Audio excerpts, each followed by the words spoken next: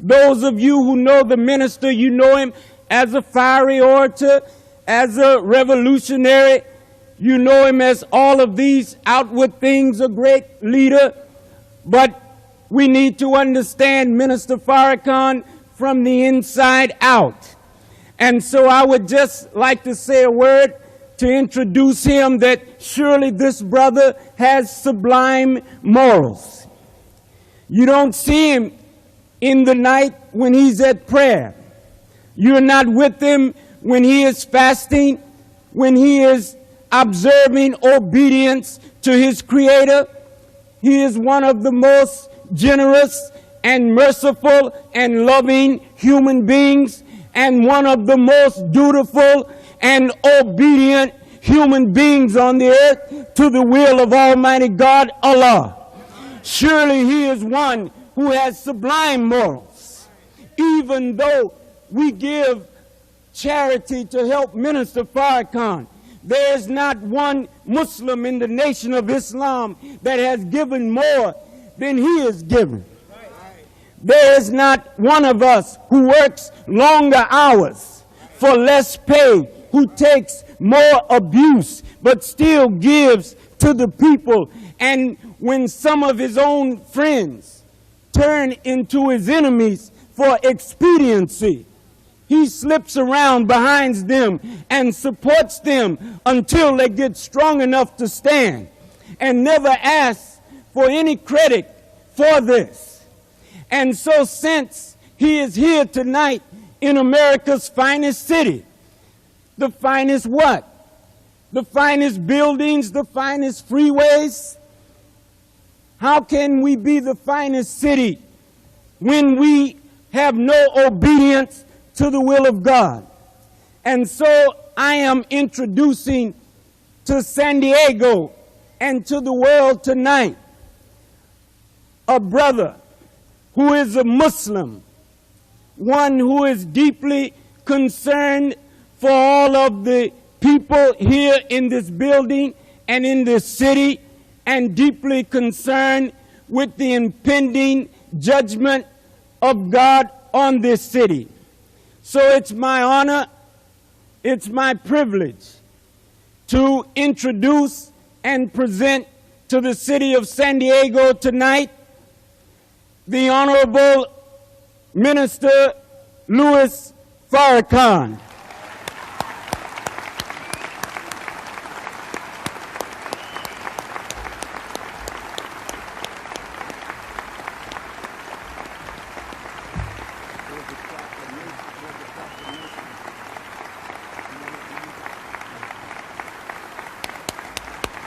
Minister Farrakhan. Let's hear it, San Diego.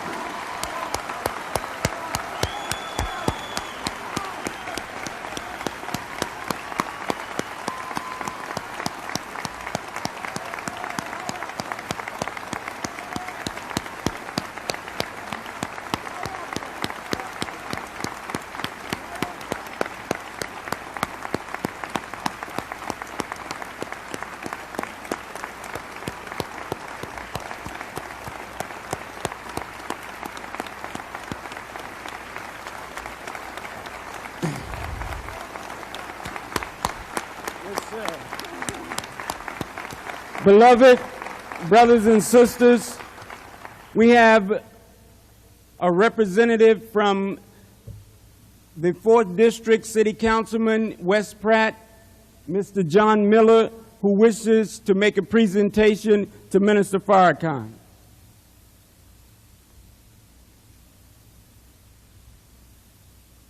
Hello, my name is John Miller. I'm representing San Diego City Councilman West Pratt. This is a very momentous gathering tonight. For me as a native San Diegan, I'm very happy to be here.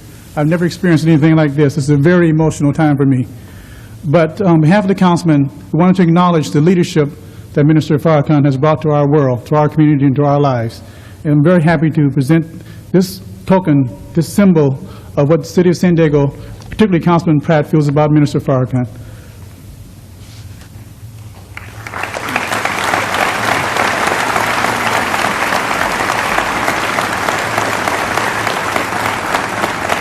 And secondly, for Minister Edward, a brave, courageous man who is leading our community.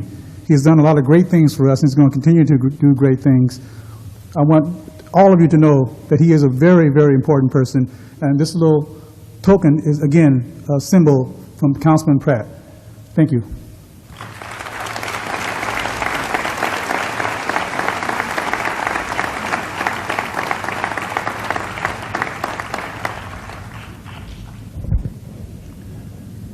Thank you.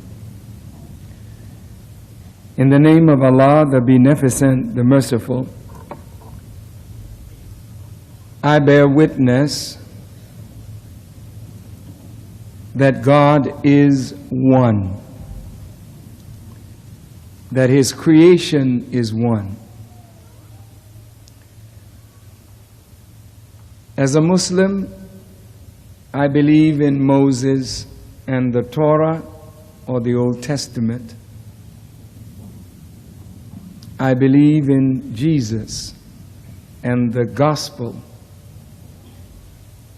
And I believe in Muhammad and the Holy Quran. Peace be upon all of these worthy servants of God.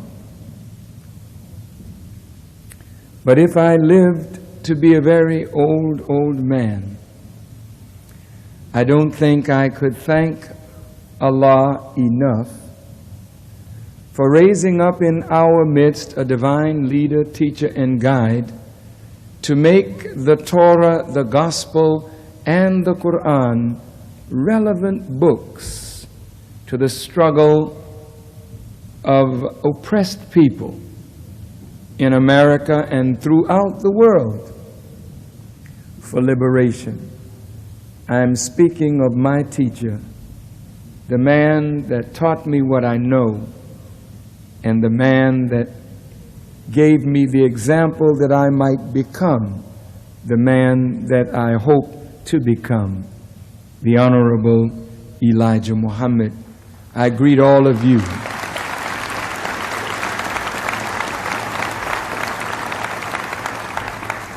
I greet all of you, my dear brothers and sisters, with the greeting words of peace.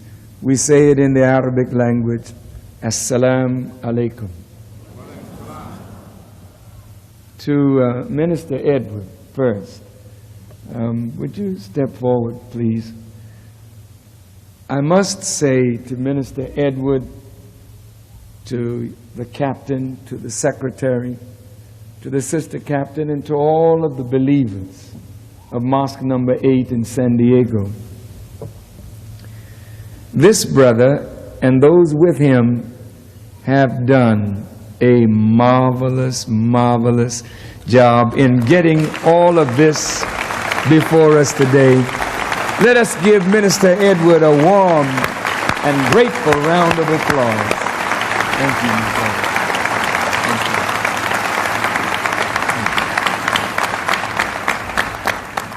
you. And we wish to thank our regional minister, Minister Abdul Wazir Muhammad, Minister Wazir, and the regional captain, and the brothers and sisters from Los Angeles who came in to aid our brothers and sisters in San Diego, and to our distinguished platform guests, reverend clergy, imams, organizational leaders, to our brothers and sisters, whatever your persuasion may be, to our Chicano y Mexicano brothers and sisters who are present, to our Native American brothers and sisters who are present. I'm very, very honored and grateful to Almighty God for the privilege of being here tonight in San Diego, a great city, a city that is one of the fastest growing cities in the United States. And I believe for the first time, San Diego is in the top 10 cities of America. That is good, and that is maybe not so good, because as San Diego expands, San Diego must be able to give to its citizens a decent life. And in order to do that, every person who is able to work should be able to either find employment or have the opportunity to create employment. For without jobs, no city is safe. There are many new buildings going up in San Diego, as we see them in many, many cities across this nation. But these buildings are not factories to employ the hard-working masses of the people. These buildings will employ those in management and highly technical jobs, which many of our people are not prepared at this point to handle. Factories are moving out of the cities. Factories are moving into the suburbs. Factories are moving out of America into third world nations so that the American corporate giants may work the poor of the world for less wages and yet charge more for the finished product on the market. So an expanding city that does not expand the base to support the people who have hope in the city or in the county or in the state will find a community that will begin to feed on itself. And as a result, crime will increase, as crime has increased in San Diego. There are more homicides, more rape, more assault, a small decline in burglaries. But crime is on the increase, and murder of us, by us, is on the increase. San Diego is not becoming a more tolerant city of its racial diversity. San Diego seems to be becoming a less tolerant city of its racial diversity. The fact that Martin Luther King Jr. Way has now been revoted back to Market Street says something. If white people in San Diego cannot tolerate a street named after a black person who not only did good for black people, but he did more good for America than many, if not most, American presidents. Why do I say that?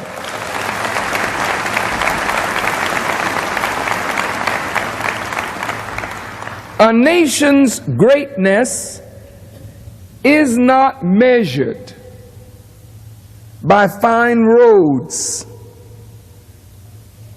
great transportation, great communication, lofty buildings, tremendous infrastructure. This is not the measure of the greatness of a city or the greatness of a nation. The greatness of a nation is measured by its duty to God and its duty to the poor and the weak in that society. Martin Luther King tried to make America a more just society.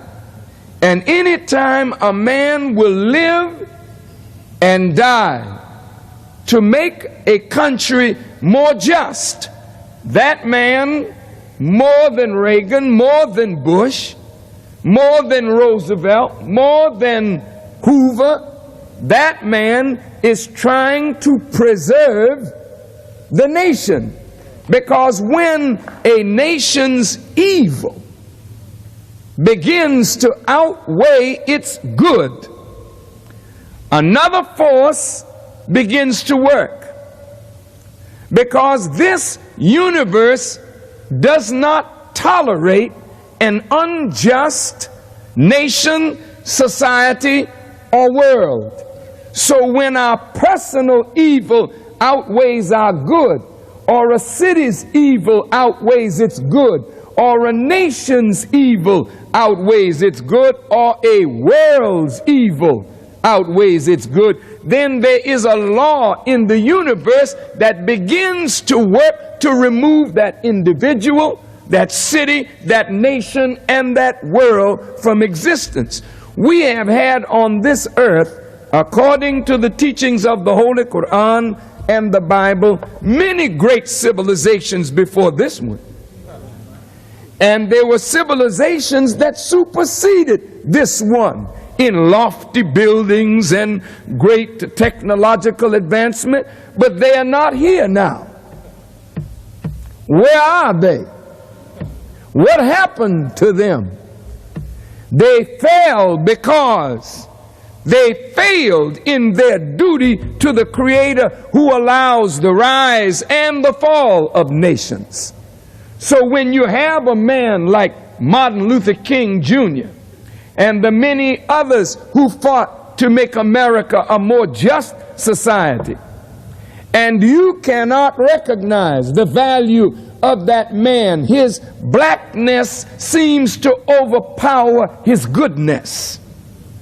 His blackness seems to overpower his strength as a moral teacher, so that you cannot even tolerate his name on a major thoroughfare, but you will vote to have his name taken down, to return it to a common old market street. Then that says to me that if you can't tolerate Dr. King in San Diego, you can't tolerate Dr. King's people. You can't tolerate progress of the Mexicano or Chicano community. You can't tolerate black progress. That means race relations in San Diego are not getting better. Race relations are getting worse, and they're not getting worse because Farrakhan is a bigot, a racist, or an anti-Semite, or a hater. I didn't teach the people who voted for Market Street over Martin Luther King Jr. way.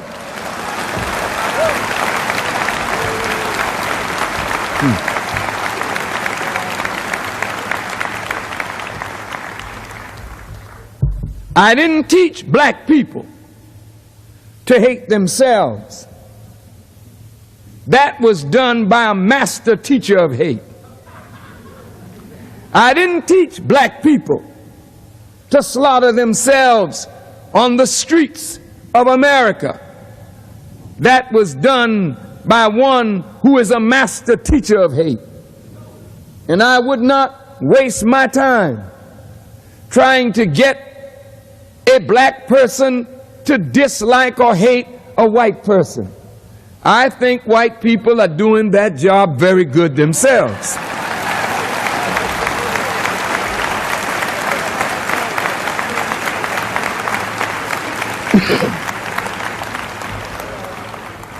I'm going to spend my time trying to get black people to fall in love with themselves. And after loving ourselves, I'm going to spend my time breaking down the artificial barriers that keep us divided one from another, so that we can, as a community, become a powerful community. a community that does not have to crawl on our knees to beg government or white people to change toward us, but a community that will change toward itself and then bring about change in the environment and bring about a change in the conditions under which we live. A strong black community, breaking down barriers between the black community and the Chicano or Mexicano community and forming alliances for progress of the poor and the underprivileged and those who, as Jesse Jackson called them, locked out of the real meaning of what America is supposed to mean. That's not the talk of a racist. That's not the thinking of a racist. That's the thinking of someone who is concerned for his people. I want to thank the San Diego Monitor News and the black papers of San Diego. Is it the San Diego Voice and Viewpoint? I thank you for the help that you gave to this event. Without our own press, we don't have anyone to really tell our story. We thank the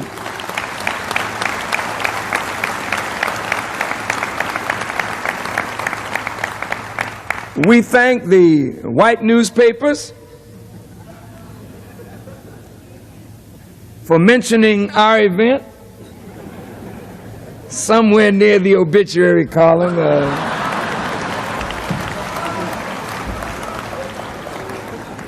But in any case, we really thank you, because you didn't even have to do that. But to the members of the black press and to the members of the Chicano press, you are valuable to our people, because it is you that will tell the real story of our hurt, if you know it, and if we back our own newspapers. Business and professional people ought to take ads out in the black newspaper, and we ought to each week buy that newspaper. Why? Because the more we support our own, the stronger our own becomes. Then our own newspaper can hire reporters at decent salaries and send investigative reporters out to get at the facts and not be a repeat of what comes across the Associated Press, UPI, or Reuters wire service. We want to make our own institutions strong, but our own institutions have to serve our own people. Now, brothers and sisters, let us get down to the subject at hand. Stop the killing.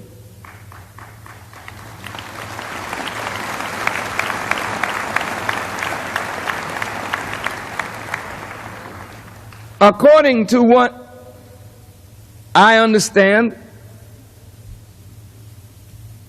there has been an increase in the killing of blacks and Chicanos by the San Diego Police Department.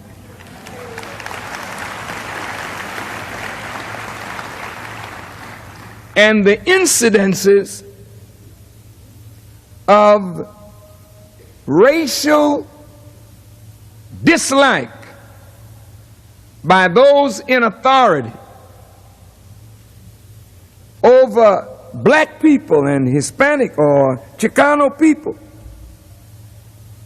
is increasing at an alarming rate. But the killing of us by us is worse than the killing of us by those who have been traditionally our enemies ever since our fathers set the soles of their feet in the Western Hemisphere. So if we would raise sand over a white policeman killing one of us, we ought to be even more concerned about the rate that we are killing one another. We have got to stop the killing.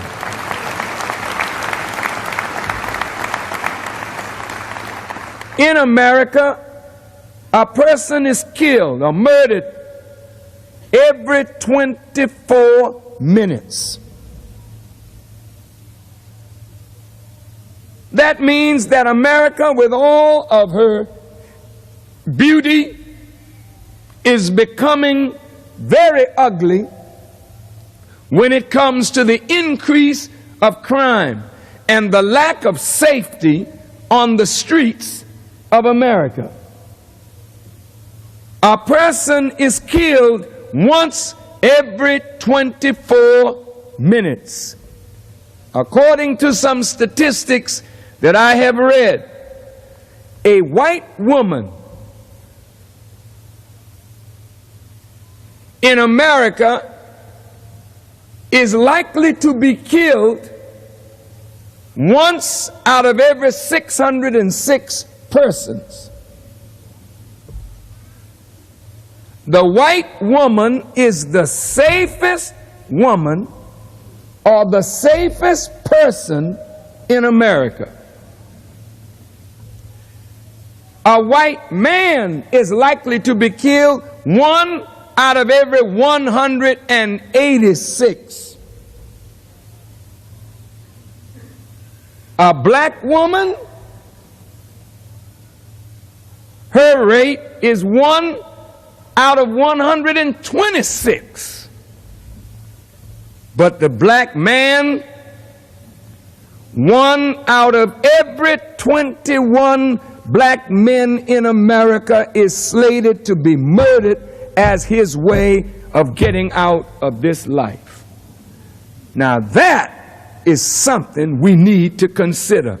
From 1 out of 606 to 1 in 21. That means every 26 black men in this audience, one man among them may be murdered. And that is the way they are going to leave this earth. They will not be able to live a normal, natural life, procreate children, become decent fathers. They will be murdered. And 24% of black males are now in prison under court supervision or on parole. Something is definitely wrong in America where the black male is concerned.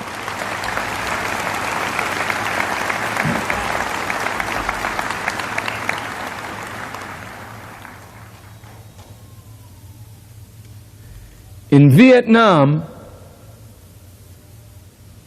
the American people lost 55,000 in combat, dead, over a 9-year period.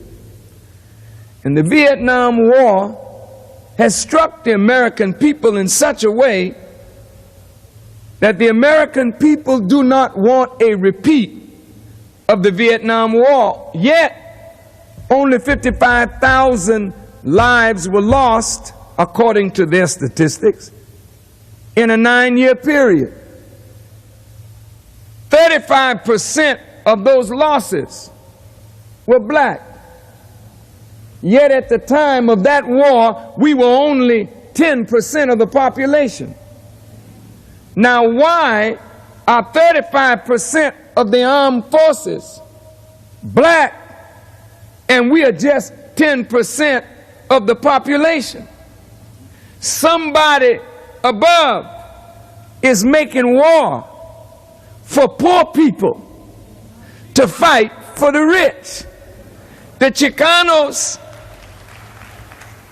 are in the service, poor white people in the service, but the rich white persons and their children, they live to send the poor to fight their wars.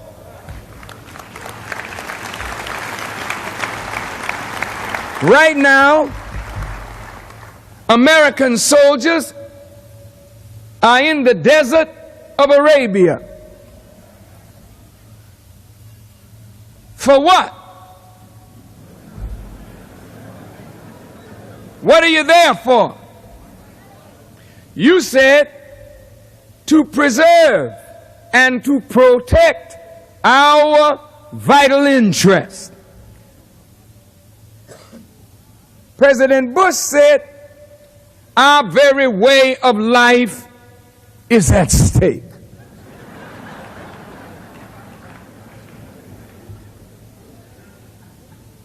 Barbara Jordan, the former congressperson from Texas, said, we want to know, what is your way of life? We got to be sure about this way of life. If your very way of life is being threatened, then what is your American way of life? Is your American way of life the mistreatment of black, Chicano, Native American, poor people? What is the American way of life that poor people have to die to maintain?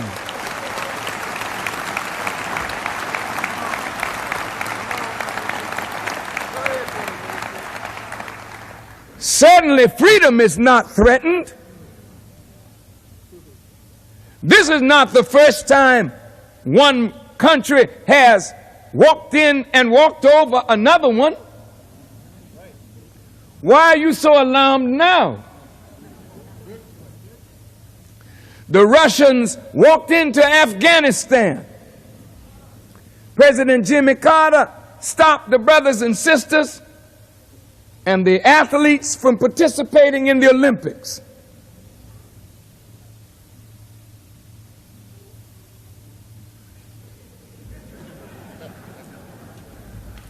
There was a protest in the United Nations. No sanctions. Couldn't get the Security Council to agree because one of the 5 permanent members just vetoed it. And as long as one member vetoes it, nothing happens. So, nothing did happen. Mr. Saddam Hussein attacked Iran. There was no outcry because the American government didn't like the Iranians anyway.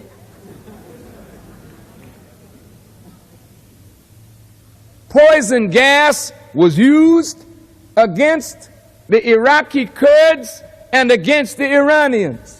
That was well documented. We didn't hear any outcry in the American government. The Iranians could hardly get heard about the use of poison gas against them. America knew about this, said nothing. Why? Her vital interest was not threatened.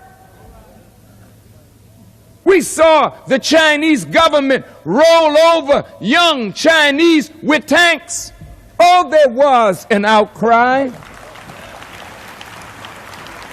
But within a short while, America sent Scowcroft out to talk business.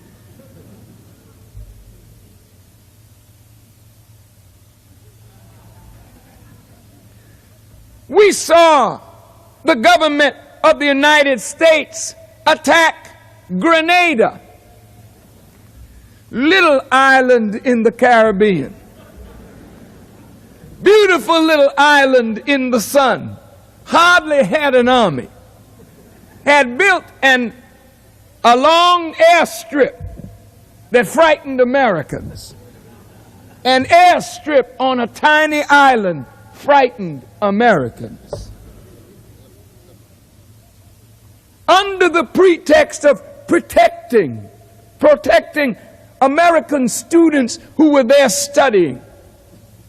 Soldiers went in, poor soldiers, poor blacks, poor Chicanos, poor whites, to fight for what? Certainly the people on the island of Grenada were not threatening America's vital interests. But America said to have a Marxist government in the sea lanes where our ships have to travel, threatening our vital interests. So big bad America jumped on tiny little Grenada. When they got tired of Muammar Gaddafi selling the idea of revolution to third world countries, they blamed him for terrorist activity in the Rome and Vienna airport massacres. They blamed him for the bombing of a discotheque where a black soldier got killed. And Reagan, of all people, who cut back every program for the poor, Reagan, of all people, was so hurt over the fact that a black soldier was killed in a disco.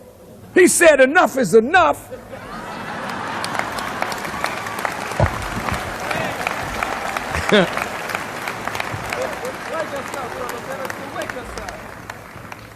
And sent F-111s to bomb his home. It was the most expensive assassination attempt on the head of state of an independent nation in the history of the world. It failed. But Mr. Bush is following in the footsteps of his predecessor. Noriega was a fine man as long as he worked for the CIA. Noriega was a good man as long as he did the bidding of Washington, D.C. They paid him handsomely, so they knew everything that he had in his bank account because they put it there. All of a sudden, he wasn't playing ball anymore. Then he became the drug runner, the dangerous drug runner. They don't want to say how drugs were sold by the CIA to get money to finance the Contras. They don't want to talk about that. But when they got tired of Mr. Noriega embarrassing them, while the Panamanian people were preparing for Christmas, had their stockings on their little chimneys or on their little mantelpieces, waiting for Santa Claus to come down their chimneys. President Bush gets out the stealth bomber that never was tried in combat before and took it down to Panama to bomb the Chorrillo district of Panama City, which is filled with blacks and mestizos, and bomb Colón on the east coast of Panama, which is nearly a totally black city. They said they killed about 300 Panamanians. But from the Panamanian side, it is from 4,000 to 7,000 black men, women, and children, mestizo men, women, and children. But of course, we were protecting vital interests. Brought Noriega back, and I believe they're afraid to bring him to trial for fear of what he might say to embarrass the present President of the United States.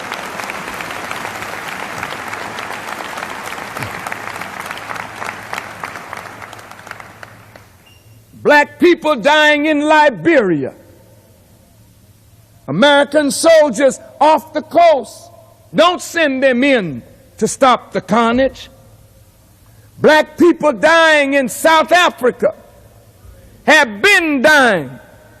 Nobody gave any sanctions, to the point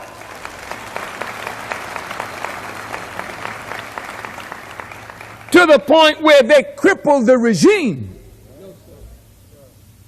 of Botha or his replacement,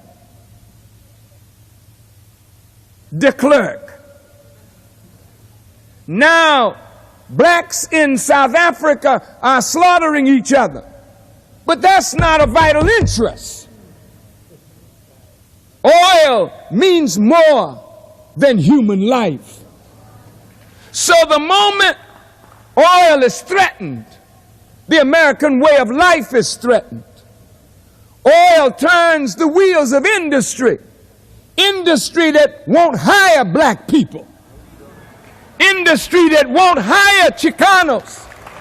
Industry that moves out of the cities and moves out of the country, but now poor people have to die to protect a vital interest that don't give a damn about the vital interest of you and me.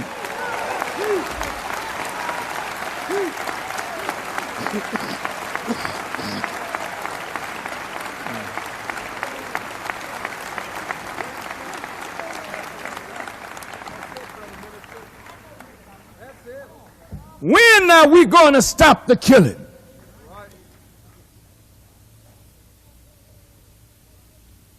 Oil is more important than human life. Gold and diamonds are more important than human life. A dollar bill with a dead president on it has been given more value than human life.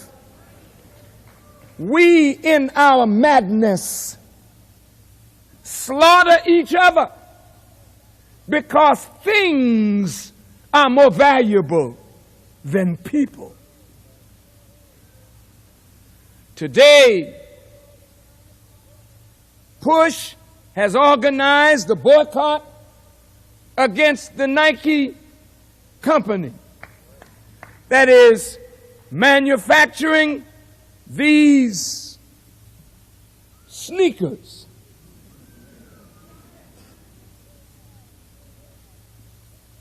And they have attracted the magic and the majesty of Air Jordan and Spike Lee and others, and given them lucrative contracts to promote this product. There's nothing wrong with that. That's innocent, isn't it? That's all right. To make a dollar promoting a product is not a bad idea. It's a good business. But there are no jobs in the black community. But the price of a Nike shoe may be more than a young man can earn working at Wendy's for 4 weeks.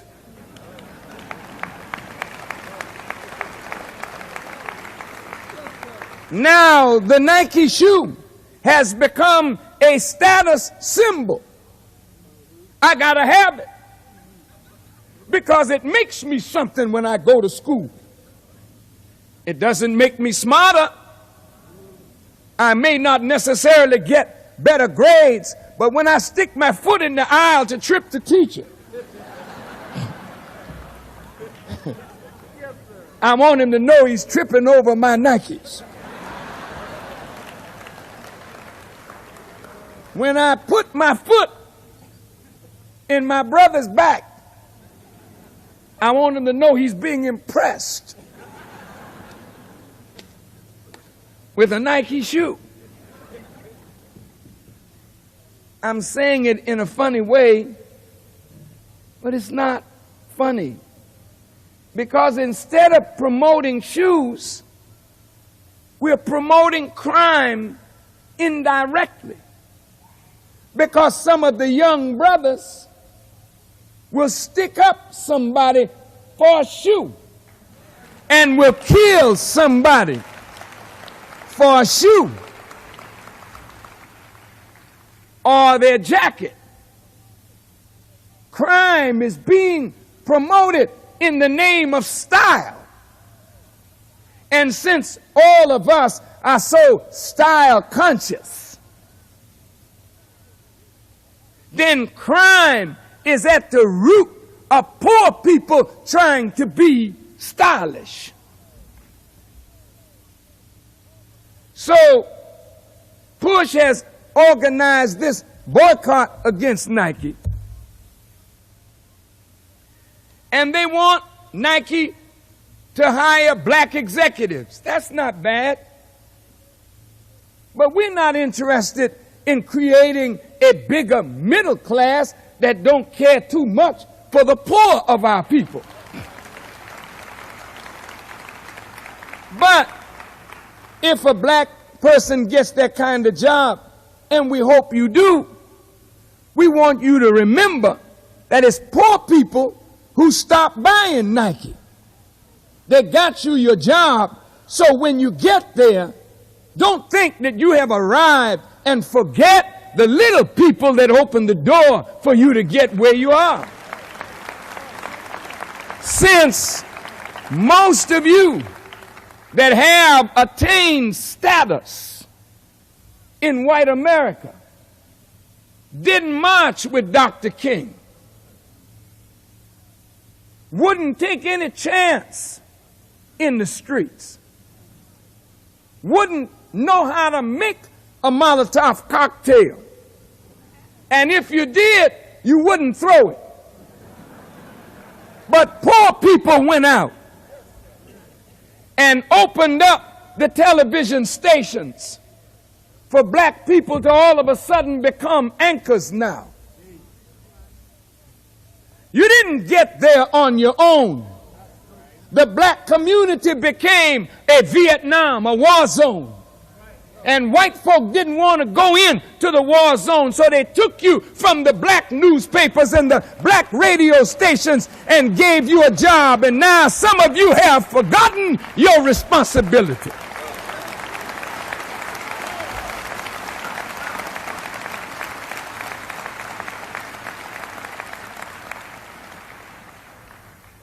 You're sitting around on boards of corporate America, and they give you a little money to sit in the boardroom,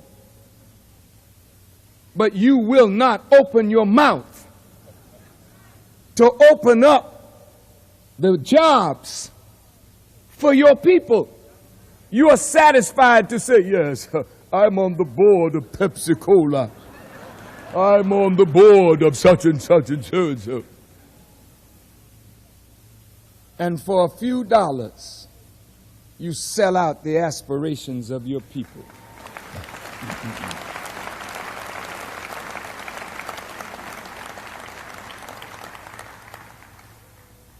I appreciate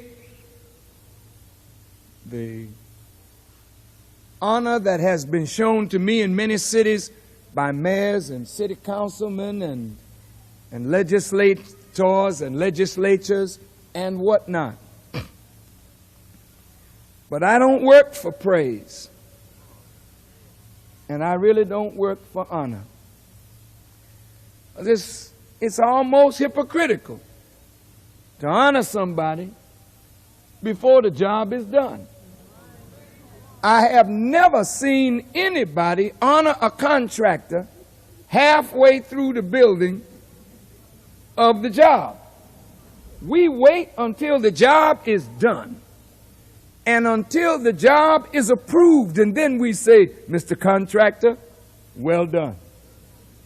But to give us little tokens of honor, knowing that the condition of your people is so grave, should only be taken by us as encouragement to keep going, but not honor for a job well done. The job is not well done until all of our people are up out of the condition that they are in.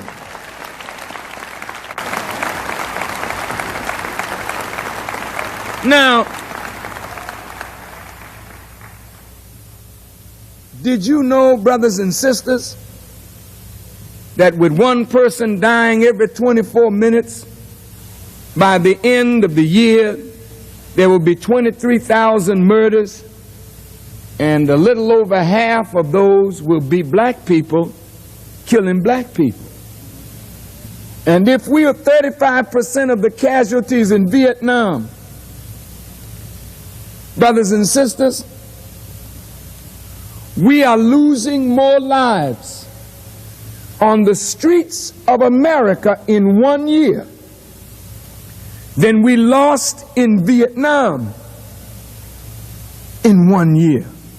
In fact, in less than 2 years, we will have murdered more of our own than the Vietnamese murdered us in 9 years of war.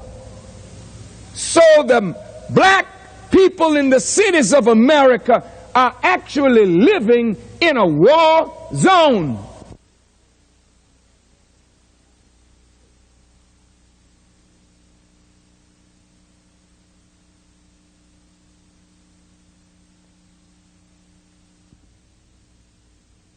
So the black people in the cities of America are actually living in a war zone. And it is safer for you in Vietnam in war than walking the streets of America where black people live. That is why I am asking religious leaders, political leaders, civic leaders, and the people themselves to look at what we are doing to ourselves, to one another, and let us make up our minds that we must put a stop to the fratricide that is destroying us. It is a part of a genocidal plot, but the enemy is using our ignorance and our self-hatred as a vehicle of the total destruction of us as a people. Now, brothers and sisters, let's look deeply into this. How did this kind of killing mentality start? Where does it begin? Look at us. You look so beautiful here tonight. This is a beautiful audience of people. I'm not saying this to flatter you, but you came out here tonight expecting something. And you look human.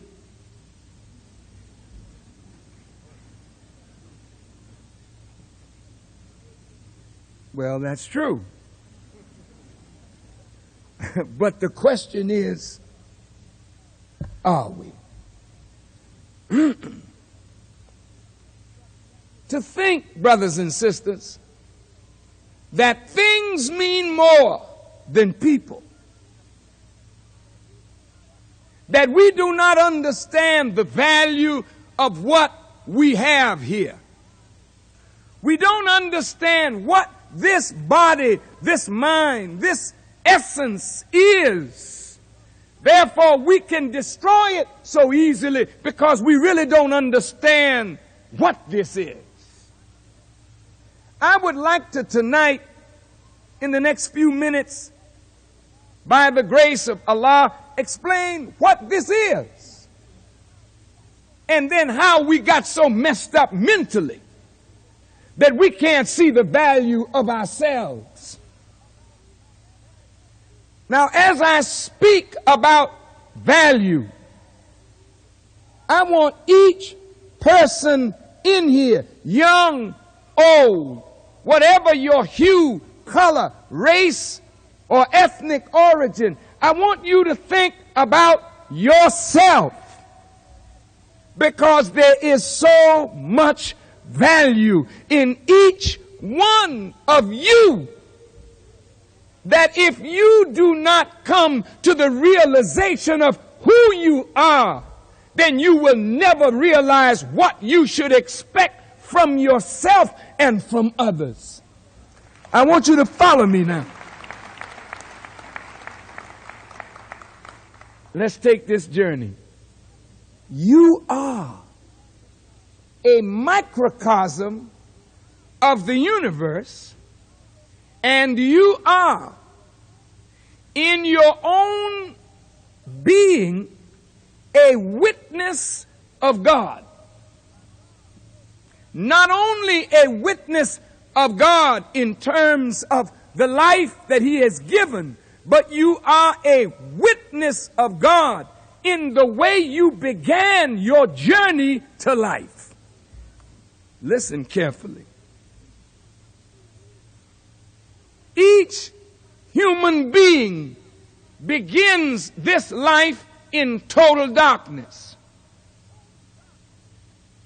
And in total darkness, the essence of light is present. That is to teach us that there never is a condition that is without hope. There is no problem that we suffer from that there is not a solution for that problem. Lying right in the problem is the solution. Listen to us, please. In the darkest darkness, there is the essence of light, for God brought light out of darkness. So if God brought light out of darkness, then darkness is the mother of light. Listen.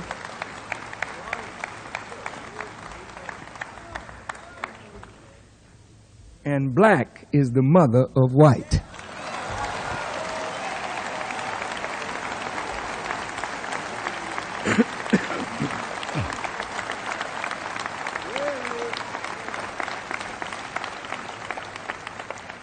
Now, that's not a racist statement. I don't want any white person in here to think that I'm being unkind. Listen, you all have to know your origin in this world. And because you have thought so little of black people, and black people have thought so little of themselves, it is necessary for the whole world to understand who we are, and for us to understand who we are, to appreciate ourselves and then appreciate the children that came from self. Let's go back now. We're talking about darkness and light. The Honorable Elijah Muhammad said that God had no father or no mother. God is self-created. The Quran says He was not begotten, nor does He beget. Self-created. The Honorable Elijah Muhammad taught us that from an atom in the darkness of space, He created Himself. The Honorable Elijah Muhammad said to us that Allah was a light of Himself in a universe of total darkness. What does that got to do with me? In the sperm of the male,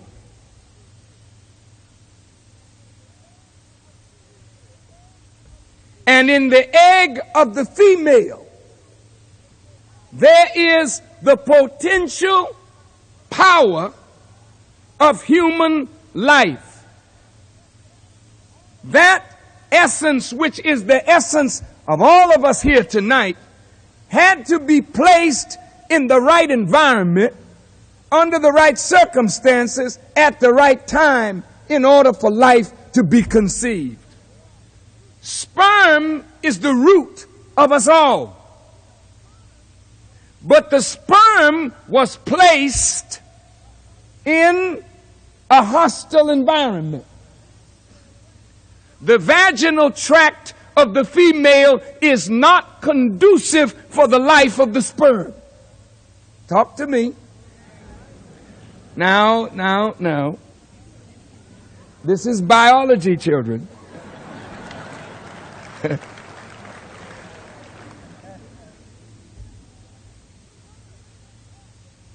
If the sperm could talk, the sperm would say, man, I got a rough job here. I got to swim in a hostile environment. And there's 100 million other dudes in here with me that has the same objective in mind. And I got to get to this egg before everybody else, or I'm out of here. Sperm is saying, if sperm could talk, it would be saying, I got to take the uphill road, swim against gravity to get to this egg. Now, God has so fixed it where the odds that you and you and you and you and you and I and we would make it were so great that only the strongest of us would survive. Now,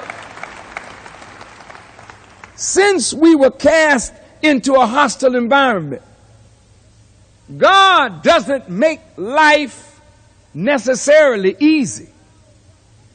He allows us to struggle against a hostile environment because the hostile environment brings out of us the best and the worst.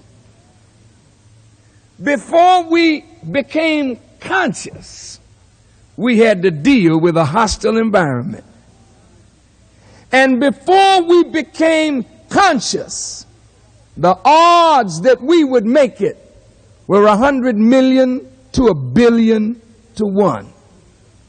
And before we became conscious, we had to swim up against the force of gravity to get to the egg. And each one of us made that journey. So each one of us that made it is qualified to run the race of life. And the race is not to the swift, but to the one that could endure to the end. You got the picture? Now, you see this planet that we stand on? Some of you have been outside for a long time waiting to get in. And some of you have been sitting here for nearly 2 hours. And while you were sitting here, you were traveling. You thought you were standing still. But you have traveled, if you've been sitting here 2 hours, over 2,000 miles since you've been sitting here. Smoothest ride you've ever had in your life. Now, white folks did pretty good with that 747. But it's not smoother than the planet that you're standing on. Now, this planet is constantly in motion, isn't it? What causes the planet to move? The Honorable Elijah Muhammad taught us it's the presence of light striking the earth at its equator, causing the earth to do what? Spin. As the earth rotates on its axis, following the law of light, obeying the law of light. The earth revolves around the sun, paying homage to the sun, making 4 dips in and out, giving us our seasons and our changes. Responding to what? To light. Very good. Now, when the sperm meets the egg, they say an explosion takes place, and you have the first cell of life. And the Honorable Elijah Muhammad said that the cell of life in the darkness of the womb, unknown by the mother, unknown by the father, unknown to only the Creator. Isn't that heavy? Look, I want you to just understand principally what I'm about to say. Because your mother didn't know she was pregnant. And your father didn't know and was frightened when he found out. Maybe. But God knew. And he and you were together. Now listen to me carefully. Not your mama and you, not your daddy and you, but God and you in your first state were together. You have never been alone. You have never been without the presence of your Creator. And so there is nothing, listen, there is nothing in this world that you cannot do. Even if you feel alone and lonely, you are never alone as long as you are conscious of the fact that you are never alone. Listen carefully now. That sperm, when it meets the egg and the first cell of life takes place, the Honorable Elijah Muhammad said it begins to turn in the darkness. Anytime an object starts turning, light is present. And it is the presence of light and the motion brought about by light that brings about the evolutionary change. Oh, are you listening to me? Well, did somebody shine a flashlight in the womb? Where's the light coming from? The light is a part of your very being. You, at your core, are light. Oh, brothers and sisters. So as you and I begin to rotate, we begin to form into a clot, then an embryo, then a fetus. In a bag of waters, we start evolving and we're turning in the womb. Over and over and over, turning, making up, going through changes, getting ready for the journey of life. So you come forth out of the darkness of your mother's womb, complete yet incomplete. The Quran says, I have made you complete yet incomplete. The baby is complete. It's got everything it needs, but now it needs to be fed properly in order to evolve into what? You've already evolved into a fully grown likeness of what is called a human being. But now what can you evolve to when you're physically grown and when you're spiritually grown? What will you be? All right. Let's go back to the Bible and Quran. Pardon me if I make this into a little class, but, you know, brothers and sisters, I don't get to San Diego often, and I know it's. If you give me just a few more minutes, I want to complete this thought. Are you all right? Good. Okay, let's take this journey now. Follow me because this is critical to understand. Brother and sister, look.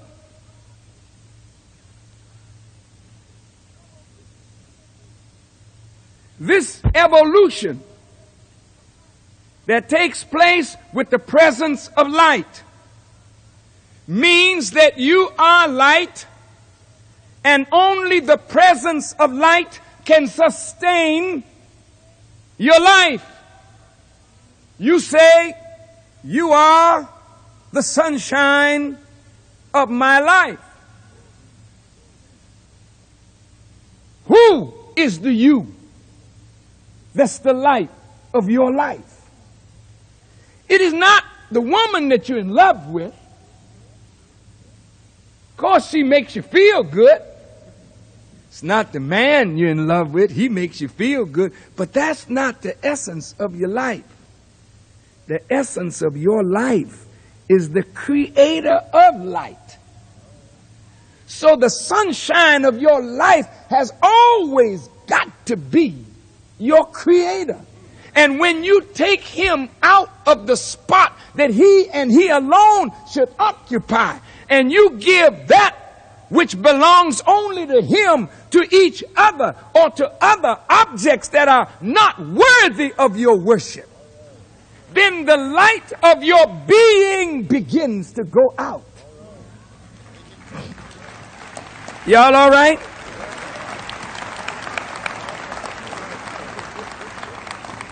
Just bear with me a couple more minutes now. You know why our babies are so cold today? We have produced the coldest generation of so-called human beings that there ever has been in existence. Our young people are cold. They can kill and don't mind. Jails are full of teenagers today that are committing some of the most heinous crimes that their elders have never even thought to commit. What's happening to the children? Is it the children's fault? How can you blame the fruit of a tree when the tree is the thing that produces the fruit? If the children are cold, then we have to ask ourselves, what made them cold? Let me talk to you mothers a moment. Y'all all right? We're going to stop the killing tonight.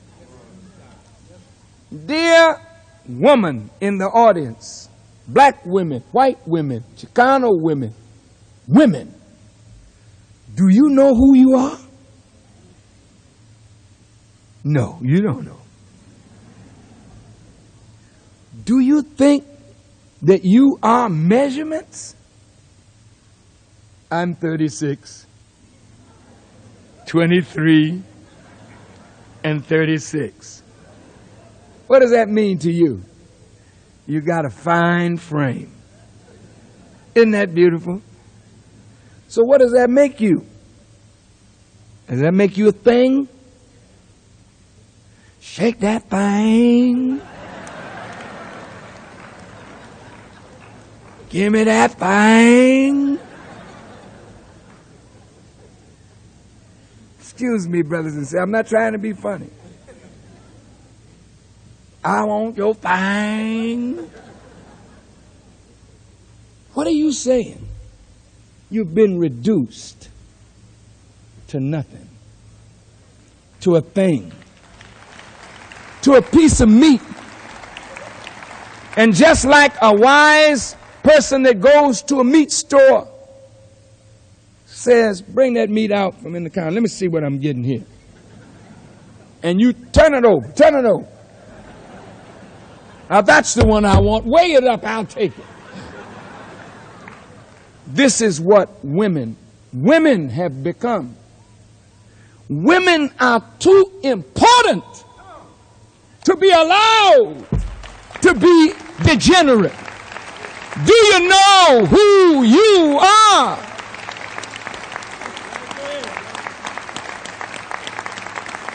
Each woman is more than flesh. She is created by the Creator in such a magnificent way that she is a replication of the womb of creation. Listen, listen, listen, listen.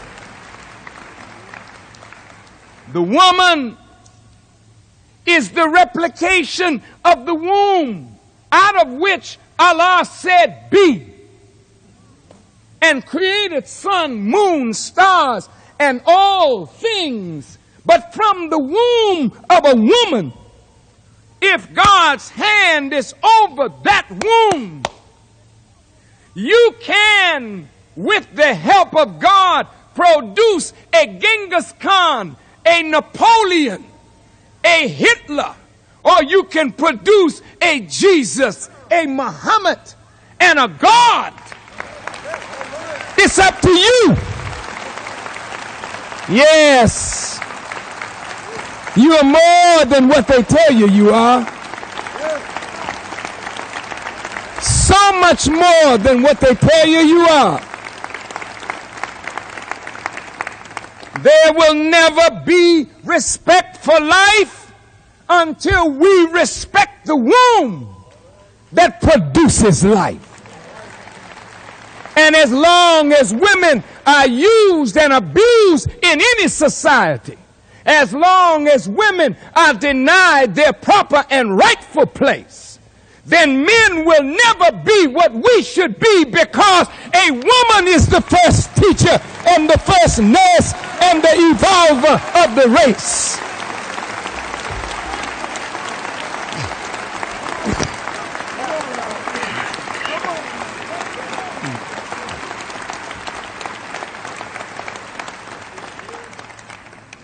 Hello. Good. I just wanted to get out from behind that platform a minute. Y'all with me so far? Yes, sir.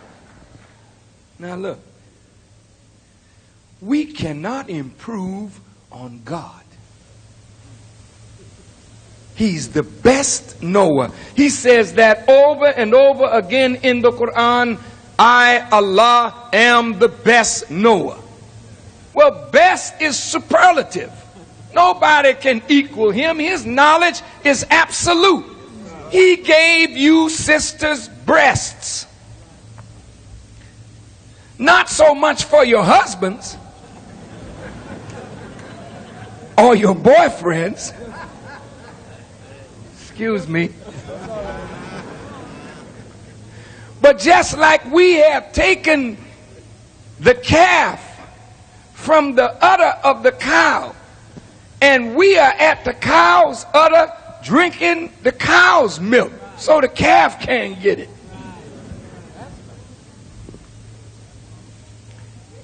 Men are hanging on the breast of a woman, pushing the baby off, so the baby can't get no milk. And the poor sister, she thinks that it's going to spoil her form to nurse a baby. It's the exact opposite. It preserves your form and your health if you would nurse your children. But, here's the problem. Women have to work today. They're the ones that got the jobs, brothers. The society will hire a woman before they hire a black man. So the black man is walking the street with no job, and you got women here that got money, education, jobs, independent, aggressive. Poor man, when he meet her, he got a hard way to go, because he don't know how to handle her. It's very difficult. He can't do anything for her. She has an apartment. He didn't give her one. She has her car. He's walking. So when he meets her, she says yes. Then she says to him, come. You don't have a place to stay? Well, you can stay with me. Now, I'm going to work, darling. You watch the soaps and tell me what happened.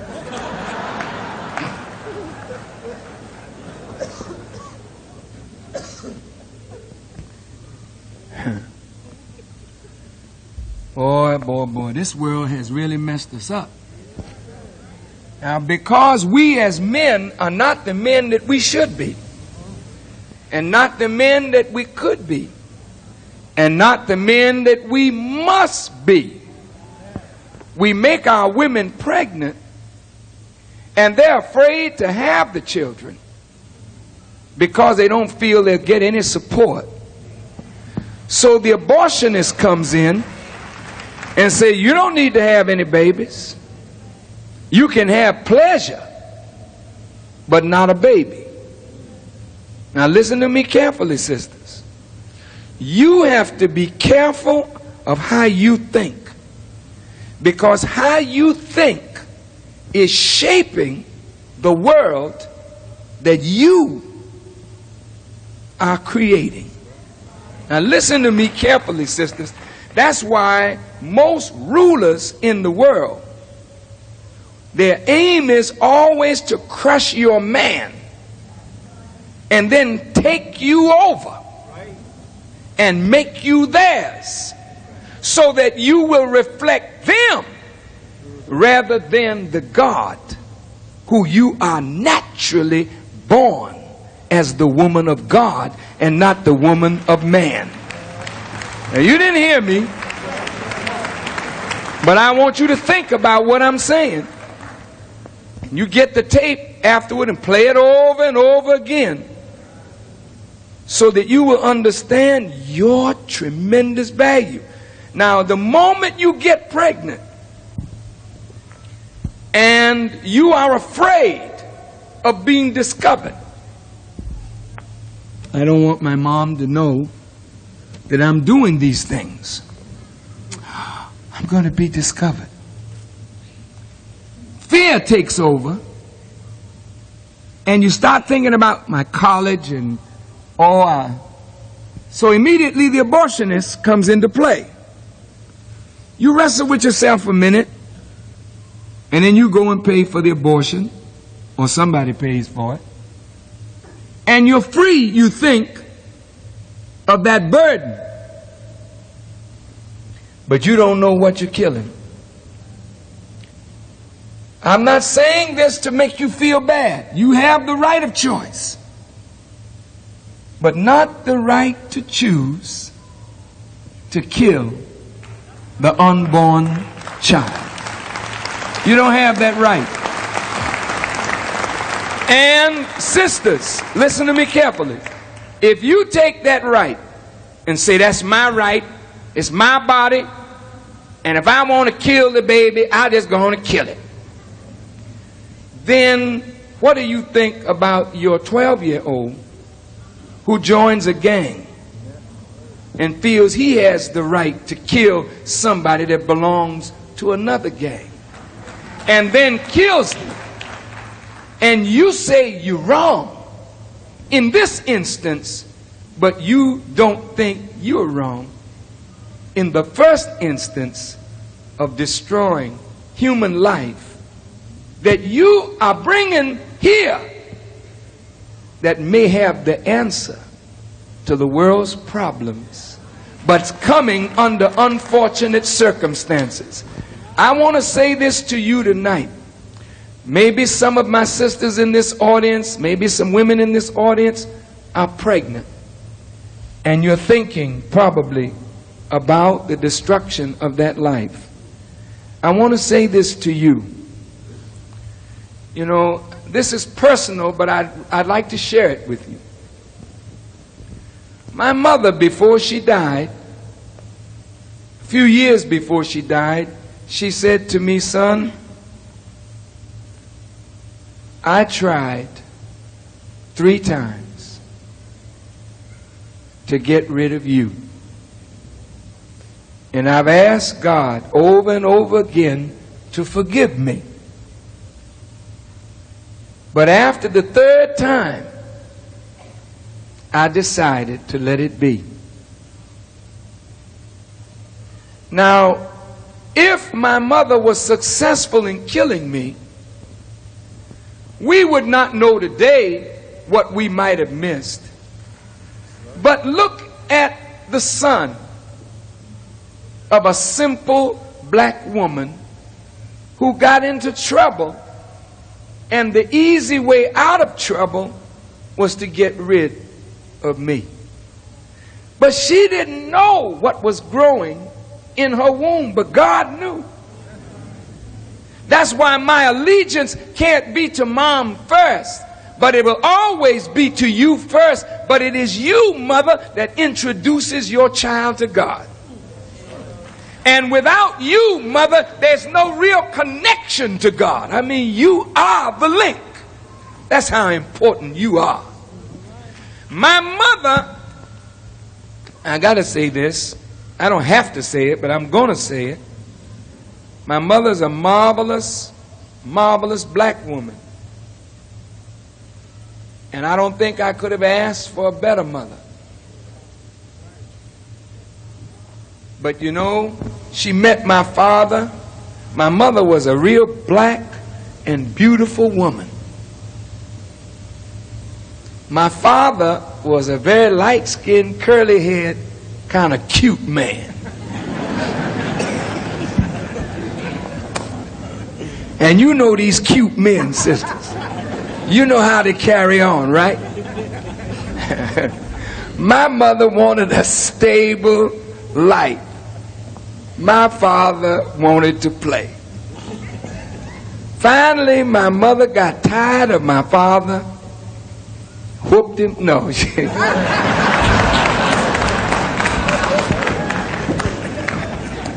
she put something on him now. I ain't going into that, but she put something on him. And put him out. She married my brother's father, and my brother was born. But then my father slipped back into the picture. And since he was the love of my mother's life, you know how that is, sisters. If loving you is wrong, I don't want to be right, you know.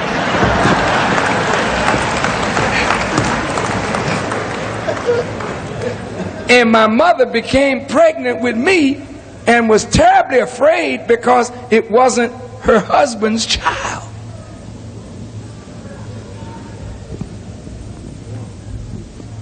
So the first thought, I got to get rid of this. See, murder to cover up sin. And that's the way people kill in bank robberies. They kill you because you may have seen them and recognize them. I got to blow you away so you don't tell on me. Well, there are many of us who don't want to be discovered that we did this or we did that, so we will do the wrong thing, compounding the sin. So mom wanted to kill me in order to be able to live with her husband without letting him know that her first husband had slipped in under the cover of darkness.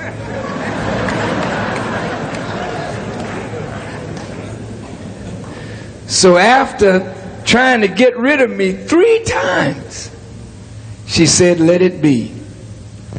Now I'm forming in her womb. Now imagine the turmoil in her mind. This woman is frightened. My husband is going to know, he's going to know, he's going to know. So this woman had to pray. And she prayed, and she prayed, and she prayed, because she knew she needed God when this man found out. But all the while she's praying, she's putting prayer and dependence on God into me. Because what you think, mother, and what you eat, and what you do and allow to be done in the environment of your creativity is what is marking and shaping and fashioning this new life that is coming. You got it? So at first, rejection was there. She rejected me. Then she tried to kill me. Then she accepted me. So at the root of my coming into the world is self-rejection. And that's what you have here. A lot of children that grow up and don't even know why they feel this sense of rejection. See? And they got to do all kind of things to be accepted because their mothers rejected them in the womb. It's heavy, man. It's too heavy. See, and I'm telling you, man, for the white man to be able to send rockets out in space and mathematically be so precise to know that I got a camera out there and it will reach Venus at a certain time, and we don't know simple things about how to make a great human being from the womb. We have gained the whole world and lost the soul of self. See? Now, sisters, any of you that have had an abortion in the past, don't even worry about it. This is not a guilt trip. I hate preachers who try to make everybody feel low down and dirty, except himself. There's none of us clean, not in this world. So that's not the aim, to make anybody in here feel bad. Sisters, I tell you, just like Jesus said when he found the woman, or the woman was found in adultery and they was all getting ready to stone her, Jesus said, which one of you is without sin? You cast the first stone. Then none of them threw the stone. So Jesus said, woman, where are your accusers? And listen to his words. Neither do I accuse you. Go and sin no more. Never again, sisters. Sisters, never again kill the fruit of your womb, because you today will produce the one who will rid the world of cancer, sickle cell anemia. It's going to come from a woman. You're going to produce the child that will make life better. It's coming from your womb. You can do it. You are doing it, but you don't know even the value of the children that you have seated beside you, or that you left at home to come here tonight. These are giants. They have a potential to become like God. And only you, if you be yourself, can make your children the giants that God originally intended. So after tonight, you make a choice. Make your choice who the man is that you're gonna take up with. And you be careful how you choose. Don't choose somebody that 5 minutes later you're gonna get rid of. Be intelligent in your choice. That's your right of choice. Choose the man intelligently. Choose now to be either promiscuous or decent. That's your right of choice. And if you choose promiscuity, then you will reap the fruit of a promiscuous life. And that's not good fruit. If you choose decency. That's your right. Choose high morals over being a low life, because you were not created to be a low life. There's no woman that was created to be a dog. Every woman was created to help produce gods. What did you say, brother? Produce gods? Yes. The potential of each human being is to become a master of this that we call universe. That is each human being's potential, male and female, born to master. But what have you mastered? Nothing. This humanity is nothing more today than a pile of human dung. Dung, that's another word for something else. And we literally stink in the nostrils of God. Human beings today are like beasts. We do not respect life, and so we have not yet come to life. We are dead spiritually. And the light that is the core of our being has gone out, and we walk in darkness. Oh, you can take it or leave it. And those of us who think we're in the light are probably in more darkness than those whom we think are in the dark. I'm speaking now of preachers and teachers. Most of us as preachers and teachers and men of God, we are under more darkness than the people that we teach. If we had the light, look at the condition of the people that have been listening to our preaching. There's the witness as to whether you got any light. Look at the people. There has been no change in the people's condition. They are today like they were yesterday, like they were the day before, like they were the last generation. Turn this microphone up. Tell them to turn the microphone up so I don't have to speak so loud. I want to save my voice, but I got to get my message over. Y'all all right?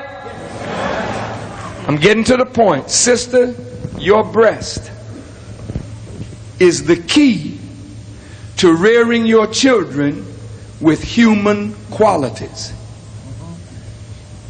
The scientists give you a formula. They call it Similac or Infamil.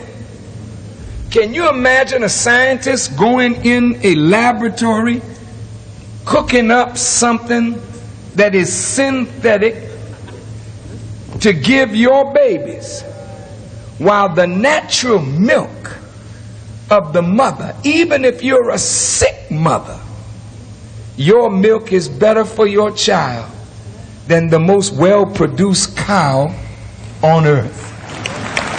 Now look at what you're doing. You do not bond your children to you. The process of nursing the child is the process of bonding your child physically to you and spiritually to you. Did you hear me? The moment you have the baby, you dry up your milk, get a bottle, get me some Infamil. You open up your little can, heat it up, put it in a plastic bottle, shove it in the baby's mouth. The baby is not connected to you in that process. Do you know, sister, the Honorable Elijah Muhammad, this is why I keep talking about this teacher. He must have been a great man. I mean, to produce students that have attracted the attention of the world. What do you think my teacher is like? Listen to what my teacher said and see if you can dispute it, doctors.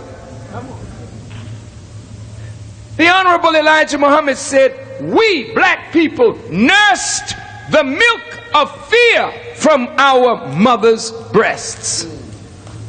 Listen to the words. We nursed the milk of fear from our mother's breasts. What do you mean, milk of fear? If I make any of you afraid, then once you're afraid, you set off a chemical reaction by the thought of insecurity. That chemical reaction goes right into the milk. So as a slave, living under the fear of the power of a slave master to harm us, our mothers lived in constant fear, so we nursed the milk of fear from her breast, and by nursing that milk of fear, we became a fearful people. Now look at us. We scratch when we don't itch. Start talking downtown to white folks.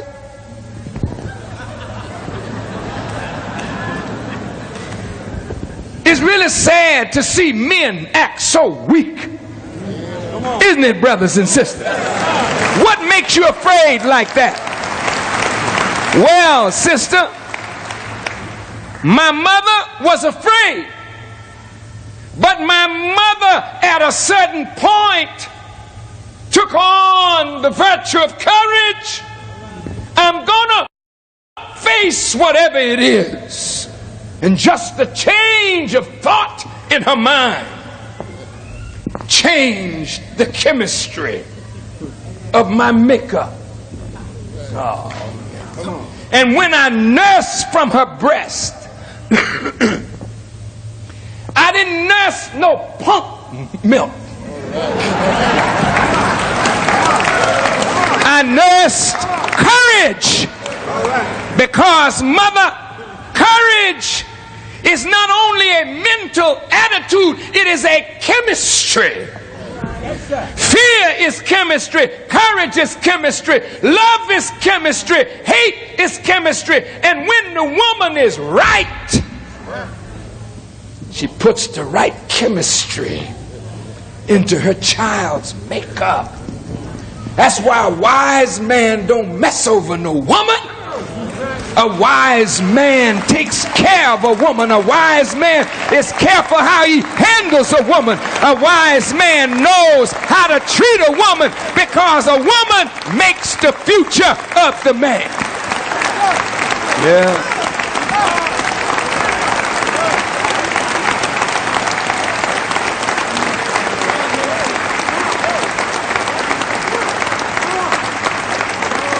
Now,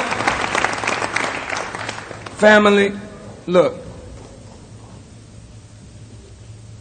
As you nurse your baby, the baby gets close to the mother. Through the breast, the baby is bonded to the mother. And the mother is nursing not only the strength of the baby, but human characteristics of warmth, tenderness, security, a measure of peace. All of that a mother gives to that child. Isn't that something? This is why, brothers, we have got to see that women are educated. I say this to all Muslims in this audience. I go to the mosques in the world of Islam, and in many of them the women are not present. It's just men. Women are at home with the children or somewhere else. Men study the Quran. It's the same way in the Jewish tradition. The Jews are in the synagogue studying the Torah. They really don't care whether the women master the principles in the Torah or not. And Muslim men don't care whether the women master the principles in the Quran. That's totally wrong. Totally wrong. Because if a woman don't master the teachings of the Quran and the Torah and the gospel, what will she feel feed to her children other than what she knows. If a woman knows foolishness, she will make a fool out of your children. And that's why Solomon said in the Bible, a wise child maketh a glad father, but a foolish child is the heaviness of its mother. What are you teaching your children? Come on, baby, shake now. Come on. Come on. Show daddy how you do it. Come on, darling. That's because the mom is a fool. She didn't have to be that way. You think that all you're supposed to do is shake? You can make that child great from the womb. Sound can go through water. You think you can't impress the child while it's forming? Of course you can. You can bring it from the womb with a tendency to greatness. All right, enough of that. So after you don't nurse the child, you got to go to work, you drop the child on a babysitter. Babysitter ain't thinking about loving your child. It's business. You put it in a daycare center. It's another number. You come home, you got to cook, you got to clean. Look, I ain't got no time. Sit down. Sit down, sit down. You've been kind and sweet all day at the job, but now you're home and irritable and angry and ugly as you can be, and your child hasn't seen you all day. Sit in front of that television and watch it until I'm ready for you. Now here's another boob tube baby, bonded to a television, bonded to a teddy bear, bonded to that damnable ugly Cabbage Patch beast.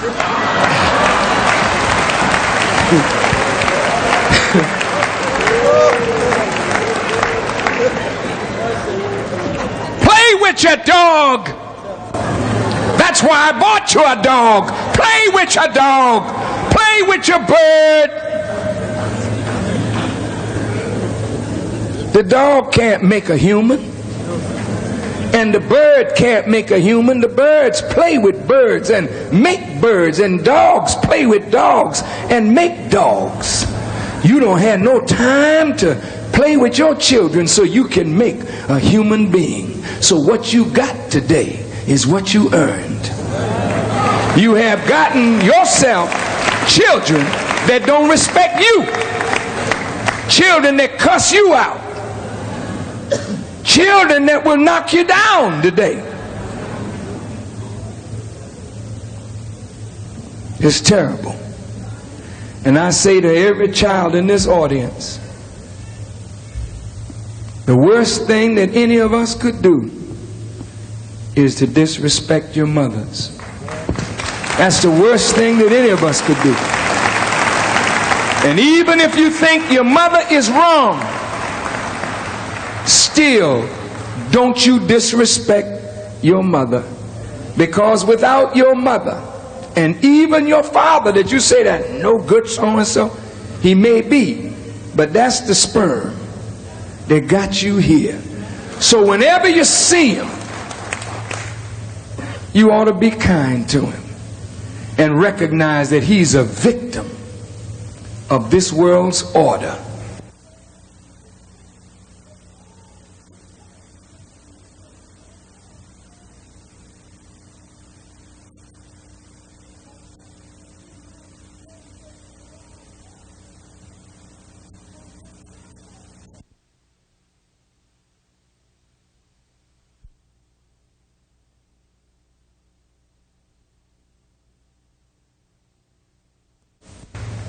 You ought to be kind to him and recognize that he's a victim of this world's order.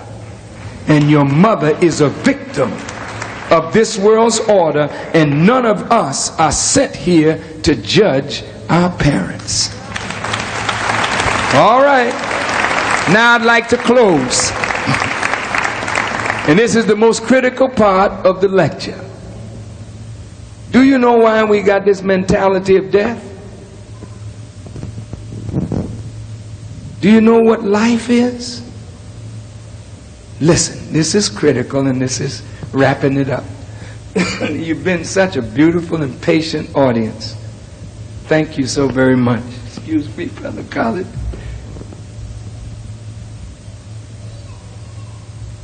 Brothers and sisters, the law of life is obedience to light, to guidance, to knowledge, to God. When we obey God and submit our will to do His will, that and that alone is life. When we rebel against God and become self-willed, that is death. The scripture says the wages of sin is what? And what is sin? Transgression of the law. Now, each of you buy things in the store that you didn't make. So when you buy any product, it usually has directions on how to use it. Isn't that intelligent? How many of you, I'm not going to ask you, but a lot of you use these things on your hair. Straightens it out, you know, fixes it. And so when you go to the store, if you don't go to the barber shop or the beauty parlor and you want to do it yourself, you buy you a can of whatever that is. But on the back of it, it has directions. Now, if you can't read, you better get somebody to read it to you before you use it. Lest you have to end up buying a wig. The point is, he who made the product is the best person to tell you how to use it. And since we didn't create this, a mighty creator created this, then the creator is the best person to tell us how to get the best use out of this. Now look at this marvelous body. Not mine, I mean yours. This was a speck of dust. This. I can't believe it. Every time I look at earth and stone, I'm amazed that we were built up from a speck of dust, from water. And the principles of life upon which this body is constructed, the marvelous magnificence of a cell that multiplies, and all the cells look alike, and then they become special, and then organs are formed in systems from dust, from water, from the minerals in the water. We get bone, the stone of the body. Isn't that marvelous? This is a marvelous creation. But this is nothing without what comes into it. When you see a dead person, they say, you may see the remains of brother so-and-so or sister so-and-so, and you go in, you're not looking at your father, you're not looking at your brother, you're not looking at your mom, you're not looking at your wife, you're looking at the house that she once lived in. This body has to be strong enough to hold on to the energy of life. And when this body cannot hold on to the power of life anymore, this body gives up that life. And then this body goes back to the earth. Now just look at this that you got in you. Follow me now. Allah says in the Bible, He made man from the dust of the earth. He formed him, right? Then after he's formed, the scripture says He breathed into him of the Spirit, breath of life, and he became what? A living soul. So he was not living until the breath came into him.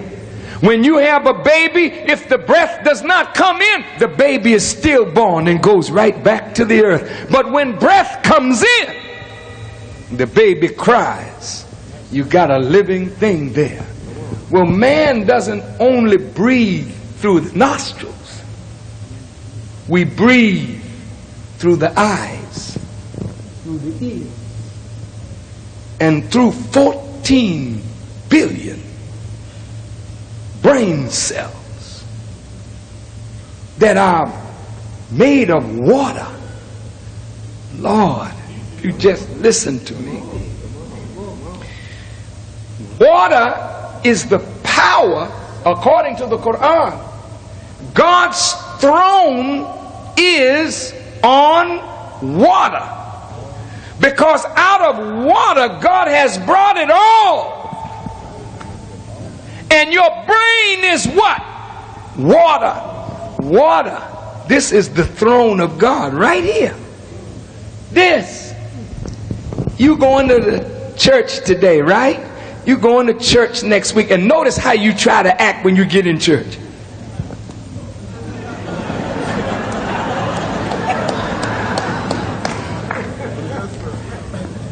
And the preachers will tell you when you get too close to the altar, don't come up here. This is sacred here.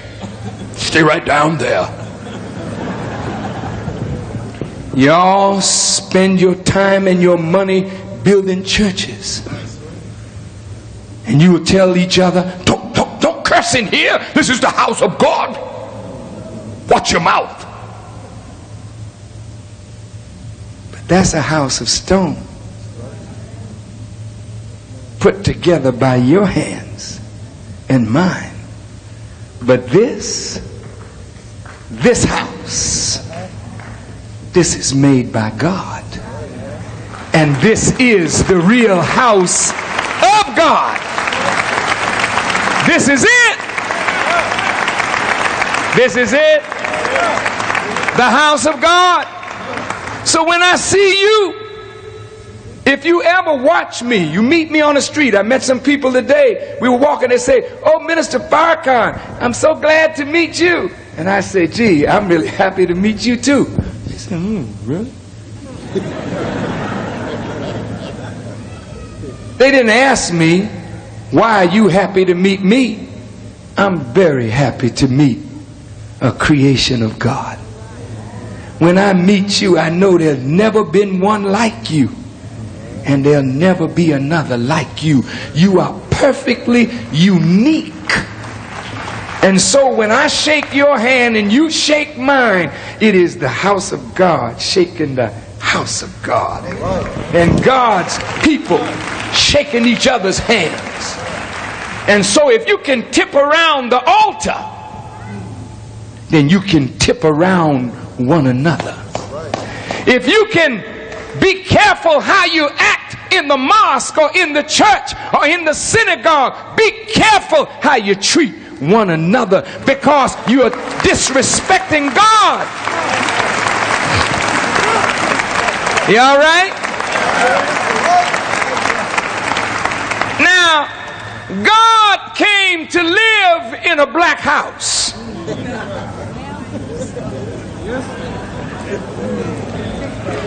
Can you receive him? Wait now, wait. Since I didn't breathe into myself, he breathed into me, then if he breathed his life into me and breathed his life into you, then if I respect God, I have to respect his life in you as well as his life in me. So if you are lighter than I or whiter than I, and yet God's life is in you, then when I bow in respect to you, don't think I'm worshiping flesh. I'm bowing to the spirit and wisdom of God in you. And when you bow to the Spirit of God in me, you're not bowing to black, you're bowing to God in black. Can you dig it? Now listen. Do you think that God only inhabits white flesh? No. Now to white people. Wait a minute now. Listen. This is not hate, but listen. Please listen. How you use God's Spirit determines who you are. I'm going to say it again. How you use God's Spirit determines who you are. If you use God's energy and spirit to do God's will, you are the people of God. If you use God's energy to oppose God, you are the devil. Now listen. You say, the devil made me do it. That's why I did it. The devil did it. He just got into me, child. And I want you all to stop being silly. That devil got into me, honey. And I just messed up. But it was the devil that made me do it. Now you can talk that kind of talk when you're a child. But when you mature, you better know who this devil is that's making you do these things. I want you to hear me. This is critical. Oh, Lord, I feel so good to be with you tonight, San Diego. Now, I want you to follow this now. Did you know the Honorable Elijah Muhammad? I'm coming back to my teacher. I was with him one day and I said, dear apostle, I said, why does the scripture say that God would make all things new if there wasn't something wrong with what was already in existence? He answered me like this. He said, brother, there is nothing in the universe that's perfectly round.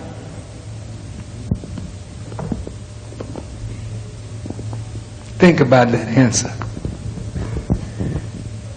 From the shape of our heads, nobody in here has a round head. Watch out now. Everybody's head is oblong. Come on. Look at the shape. Wider here, narrow here, right? Sometimes it comes to a point back here.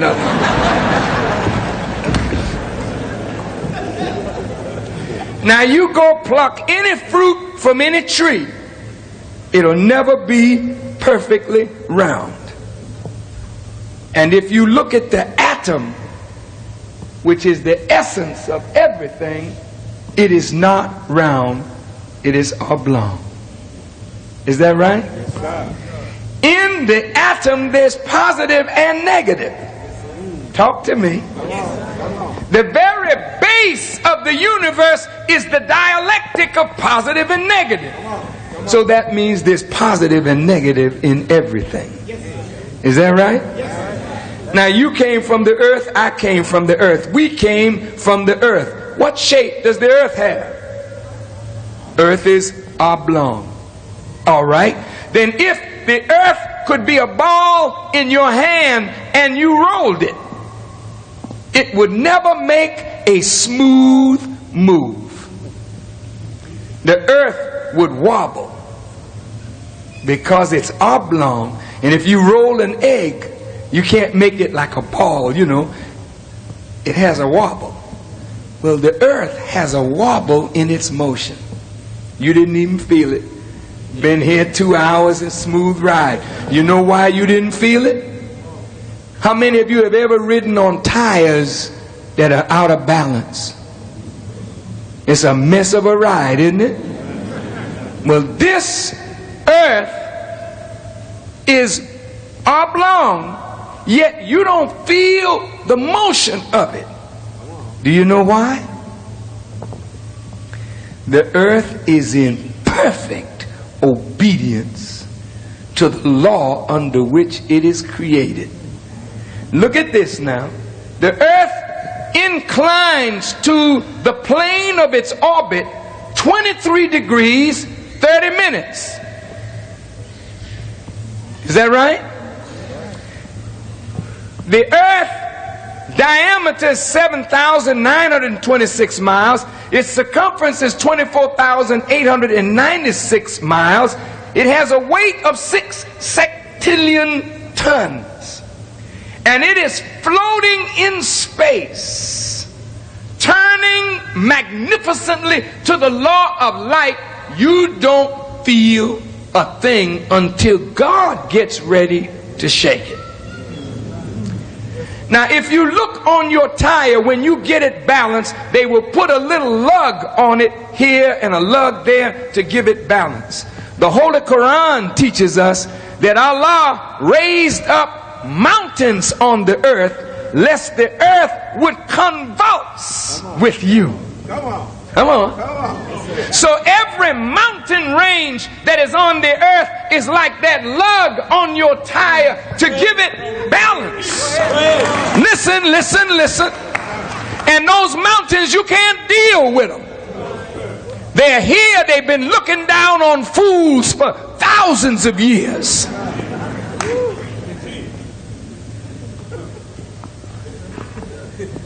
Now, as there's a wobble in the planet that is only compensated for by its lean and its obedience, there's a wobble in the nature of the human being. And unless we obey God, that wobble in this will shorten our life, like the wobble in a tire will shorten the life of that tire. How long do we live? They give you 70, and when you get 70, you tired and want to get out of here. Senile and crazy. But if you open up your Bible, it talks about those old patriarchs who lived 600, 700, 800, 900, nearly 1,000 years. Many of you in this room will never see 100. But yet the Bible says in that day a baby will die at 100. How come life will be extended? When you learn how to obey the law under which this is created, then you can extend the life of this. This is magnificent. But you gotta live according to the law that this is created on. Otherwise, you begin to destroy it. You eat too much. And you eat too much of the wrong kinds of foods. Listen, you drink too much of the wrong kind of drinks. And you put too much poison in your system, from drugs to cigarettes to alcohol to pork chops, ham hocks. You're out there eating this nasty shellfish, lobster, clams. You eat all of the scavengers of the land and the sea and wonder why you're not well. And after you poison your system with all this food, bad food, bad drink, you wonder why you don't think well. Each one of you in this audience have powers that you wouldn't believe that you have. The radio that you listen to, that is only a replication of the power of the mind to tune in on the wavelengths of people's thoughts and read and hear. Television is no more than a replication of the ability of the mind to see beyond the power of the eyes to focus. And this is why each one of you can lay down at a certain time and see places that you've never been before. Because real sight is not with these eyes. Real sight is with the enlightened mind. Real hearing is not with the ears, because you can lay down in your bed knowing that you were not present and hear conversations and then travel and say, I've been here before. But you know you never were there before. You got a powerful mind, but you and I are really dead in terms of the real power of the human being. Now, I draw this together and close. You know, the wise of this world know that you don't know. And the wise of this world will never teach you, because they are too busy capitalizing on our ignorance. They, the wise, know these truths, and they keep them in secret. Some of you black masons and shriners, have you noticed you have never integrated the white masons? You have not integrated the white shrine. They got one here in San Diego, but you don't go there. You know why you can't integrate that? Because you are the secret that the whole world is keeping. The wise of the world is keeping your secret. And they will not tell you. Some white people who are wise, they just get drunk sometime. And when they get drunk, they'll say things to you like, you people have more rhythm in your little finger than we have in our whole body. What they're saying is, you are created more on the principle of mathematics than we are. Rhythm is nothing more than a phase of mathematics. White folks can learn how to do it. You do it from the essence of your being. You ever watch black people drum? Just got it.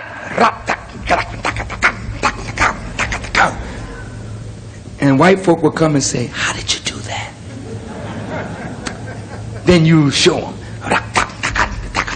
And they'll say, and then after they practice it a long time, they'll say, then you out of a job. Elvis Presley come on the Muddy Waters and said, Muddy, how do you sing the blues? Muddy was so glad to have a white person ask him. You sing it like this. I lost my baby. I don't know what to do. Then Elvis come along with a little twist in there. Before you know it, he's the king. Muddy Waters ain't got a job.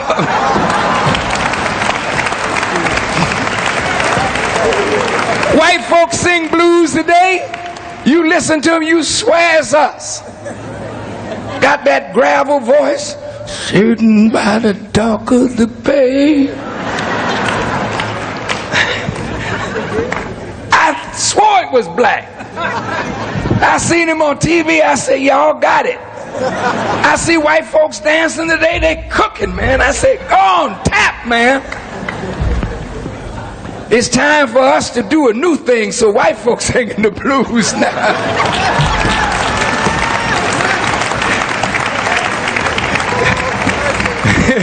Y'all go ahead, play your guitars, you hear? I like to see you play your guitar and sing. What I'm suggesting is that as the original people of the earth, what you have naturally, others will study you and master and then leave you in the dust. You must arise and shine, for your light is come, and shake yourself from the dust. Get up and let's go on now in a resurrected state and do the great things that God wants us to do. So as I close this lecture, the Revelation says, I saw a pale horse. Its rider was death, and hell followed closely behind.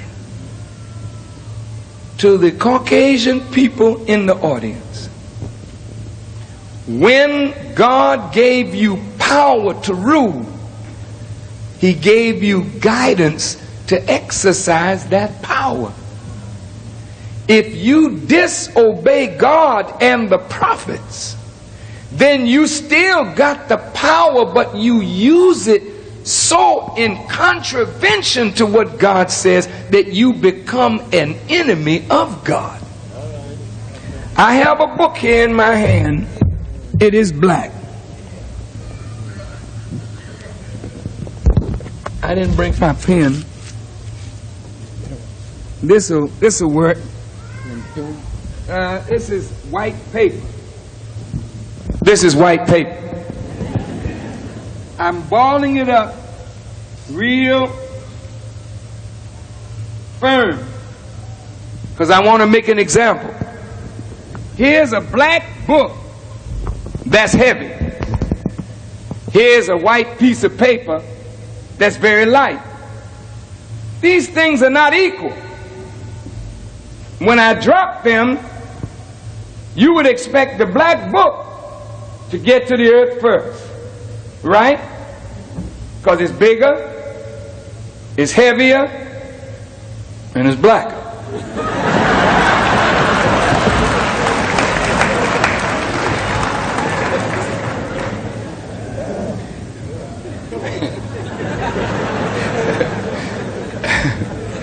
But if I drop this, I drop it into a law, and that law renders everything equal. Now watch. See that? I'll do it again. Some of you missed it. Now you on the stage, you watch and tell them which one hits first. This is black. This is white. This is bigger. This is smaller. But check it now. They hit the same time, didn't they? All right, I'm coming to something. What is the point? The point is, the Constitution said God created us all equal. Lie. Not lie, false. None of us are equal. God has made some of us to excel others of us. Some of us shorter, some of us taller, some of us way more, some of us way less, some of us run faster, some of us run slower. We're not equal in anything, and there's nothing in creation that is equal. From the insect all the way out to the planets, they're not equal. What makes everything equal is what? The law. The law renders all things equal. So when the Constitution said God created all men equal, it should have said God created all men equally. Not equal, but equally. Because it's the law that makes us all equal. Everyone in here had to come through birth in order to get here, right? That's equal. Everybody got to die to get out of here. Is that right? That's equal. That's law. But the law that governs life does not treat us equal. And this I'm saying to Caucasians because the Quran teaches us that God gives each people the right to rule in turns. And then he will see how you act. And when God gave power to white people to rule, he didn't leave you without guidance. And he showed you the way his law works. But white people, you went contrary to God's will and law, and you went contrary to what the prophets taught you about treating the creatures of God. These are God's creatures. You didn't create them, but you rule them.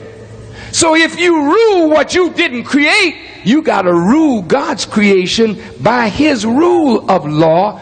Otherwise, he will come and sit you down and put another people in your place. And now look at this. Listen.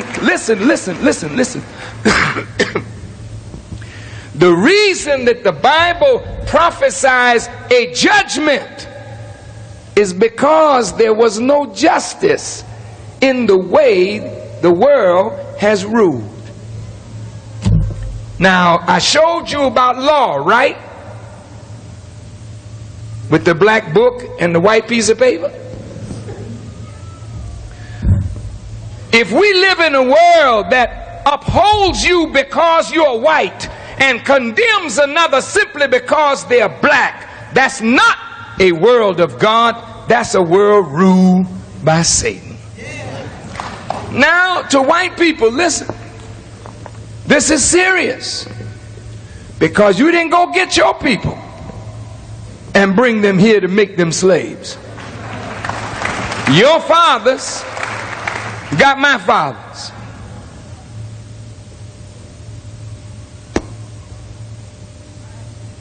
We were sold. We were bought. We were abused. We were mistreated. We were deprived of the human right to know, not for a year, not for 10 years, but for 300 years. That's a long time to mess over people. You didn't allow us to marry. We just made babies and the slave master took care of them. So today you're angry with us because we're still doing the same thing. Making babies for white folk to take care of. But as you sowed, now you reaping. Look. I'm just talking about justice now. My Chicano brothers and sisters, you are kin to the Native Americans.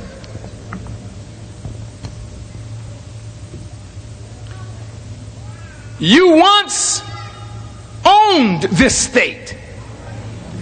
You once owned Texas, and you once owned Arizona and New Mexico.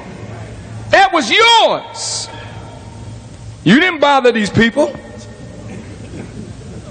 They came, took it from you, made war on you, took it. Poor Native Americans here hunting and fishing. Beautiful land. White folks said, you ain't doing nothing with it. We'll take it. We can show you that no native people on this earth were bothered by your whiteness. When they saw white people, they opened up and let you in. Not only in North America, but in Central America, South America, in Africa, in the Isles of the Pacific, we have never said to you, you can't come in, you're white. Is that right? We let them in. And after we let them in, they drove us out. Then they set up things and said, you can't come in. You black. You Native American. You Chicano, you get the hell out. It's for white people. Now that's sickness. Don't get uptight with me. But I gotta say these things even to you, not to hurt you. But really, if you can take it, it'll help you. In truth. I don't say these things with malice, but it's just truth. You ruined our women. You did this. You killed us as men, and our women became your spoils. That's why a black woman today can't be raped. Not by you. Because really, in truth, you think every black woman is yours. You ruined our women. And you destroyed our men. We didn't do anything to you to deserve this. You did it out of a hatred for us.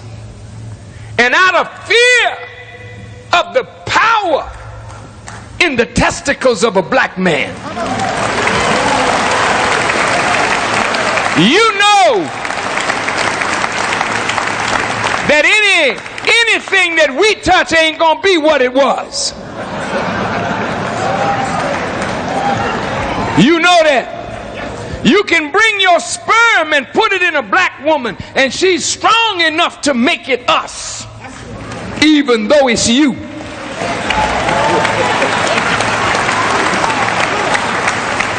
Francis Cress Welsing calls it the fear of genetic annihilation. Dr. Francis Cress Welsing is right.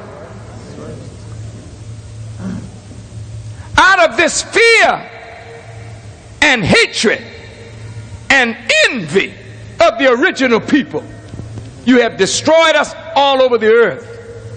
And you have set up a system, an educational, political, social, economic, and even a religious system that God rejects.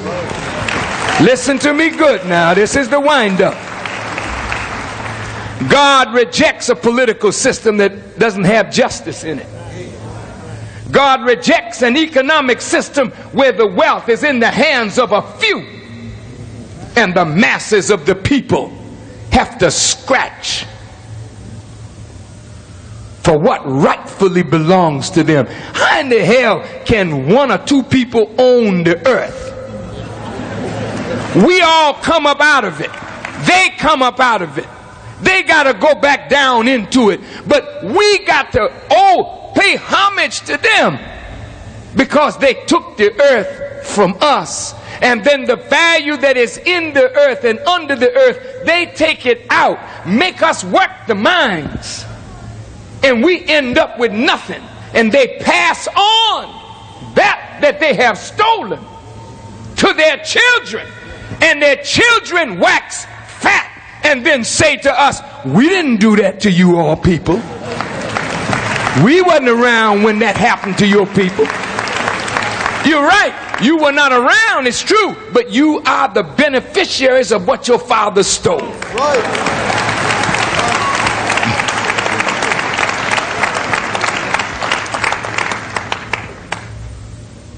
How do you straighten this out?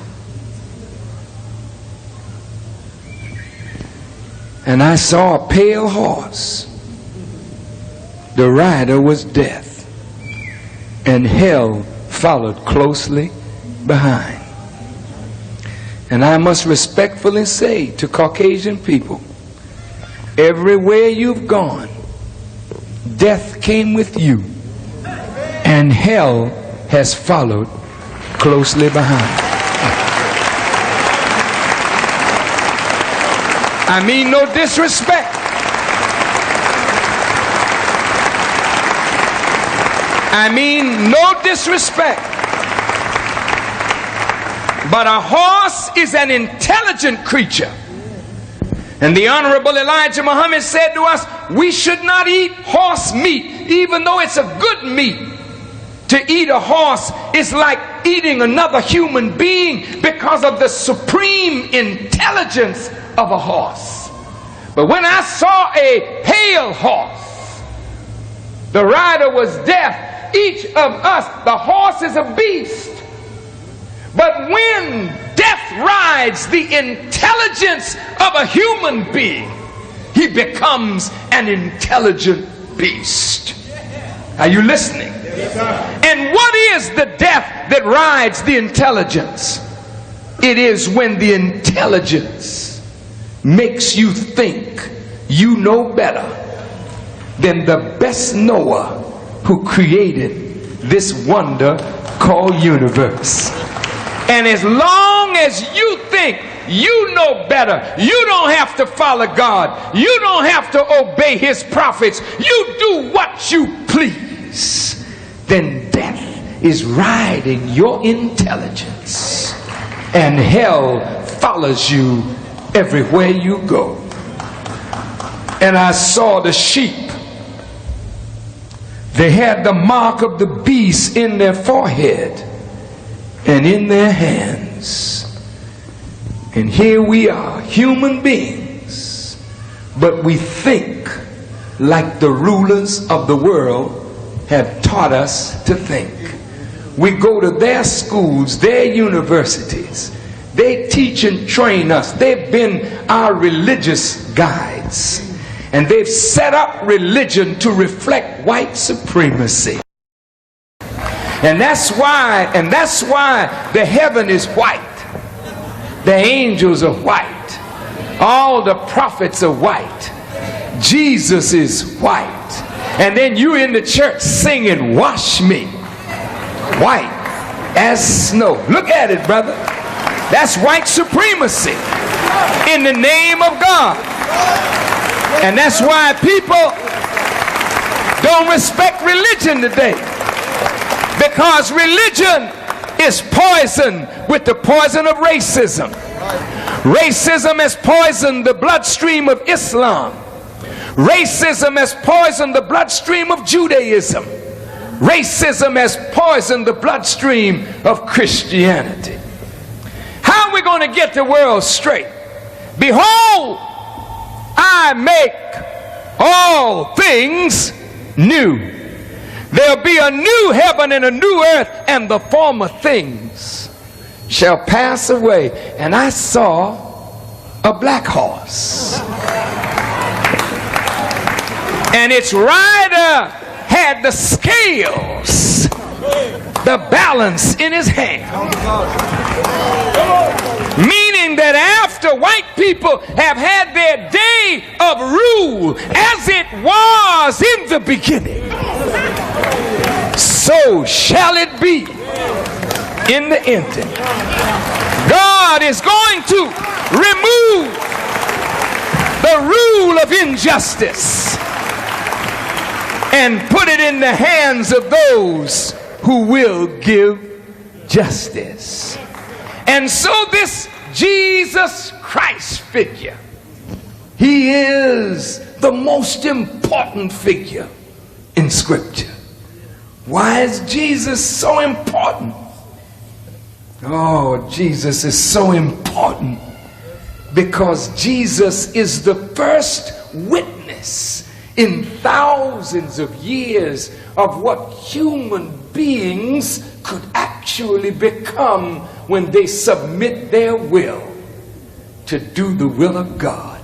So Jesus says, I am the first fruit of them that slept, and I am the first begotten of the dead. Meaning what, Jesus? That I was dead.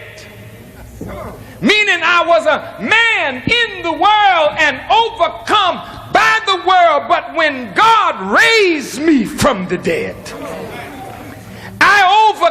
overcame the world. And now I am a guide for you, that you can overcome the world. And even though you are dead now in the sins of the rebelliousness of the Caucasian people, nevertheless, if you follow this Jesus figure, you will be able to look at yourself and say, "Oh grave, where's your victory? Oh death, where is your sting? I am he that was dead and am alive now forevermore." Who is this Jesus talking? What does he look like? Let's bring him up so we can find him and follow him.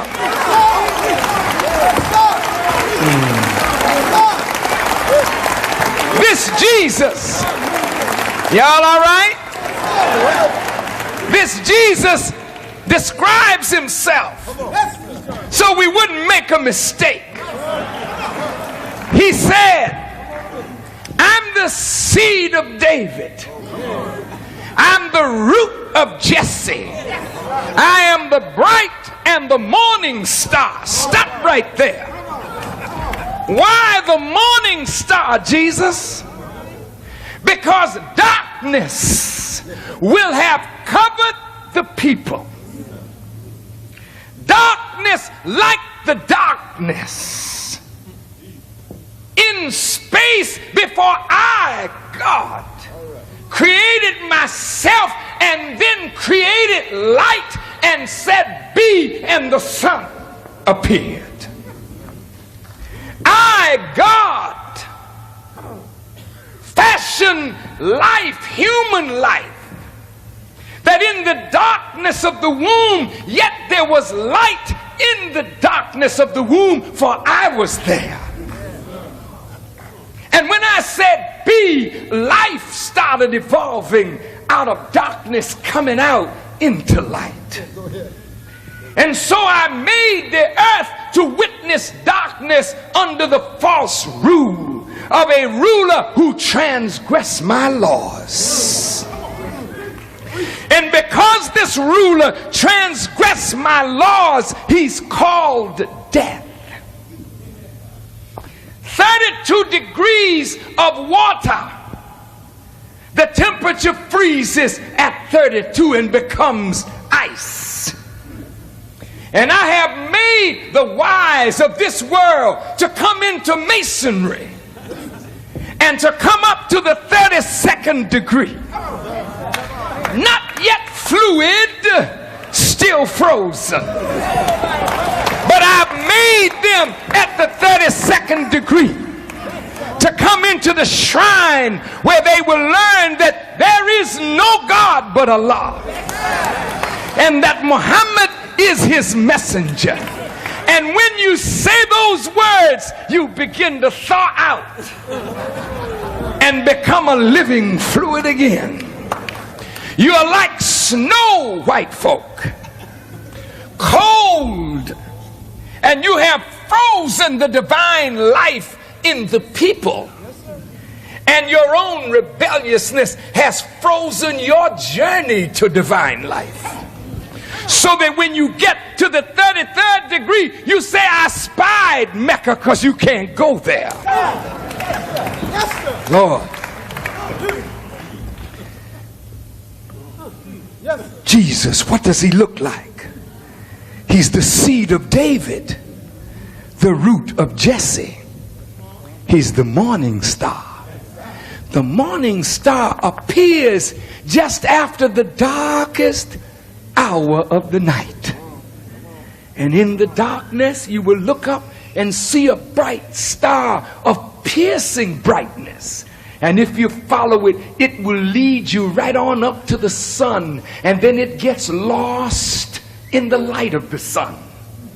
Jesus is saying in those words, if you follow me, I'll take you to God.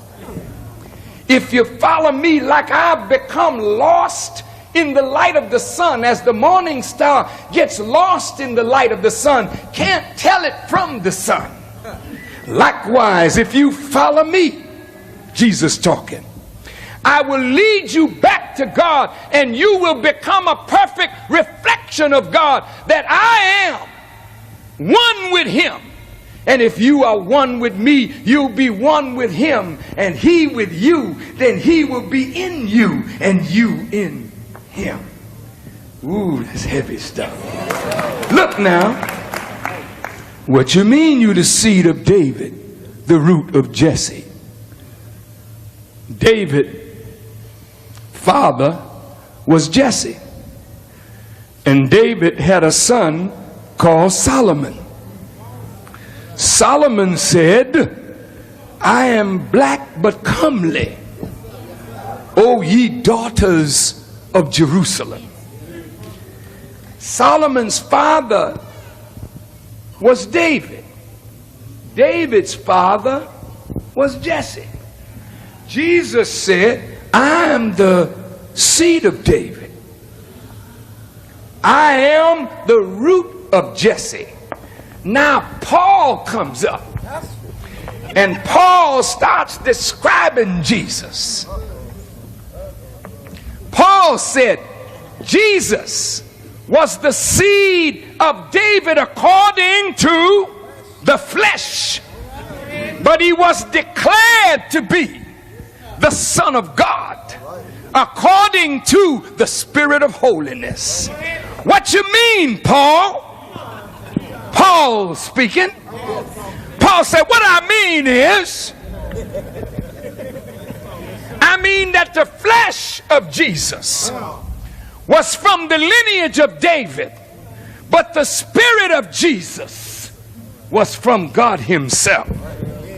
He was traveling in flesh, but he was mine, and he was me in flesh.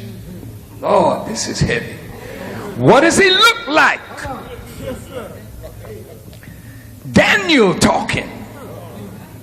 Daniel said, I beheld the Ancient of Days.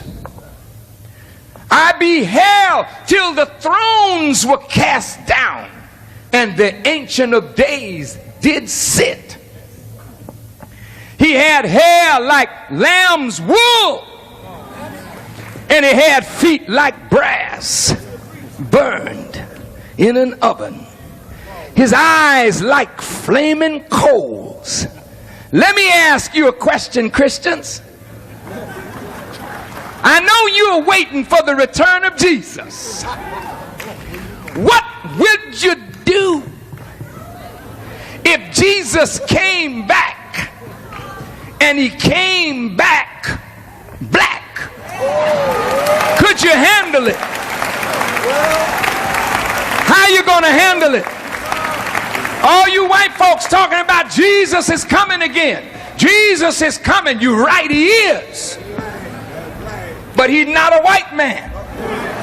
And when he comes back, can you accept him in a black house?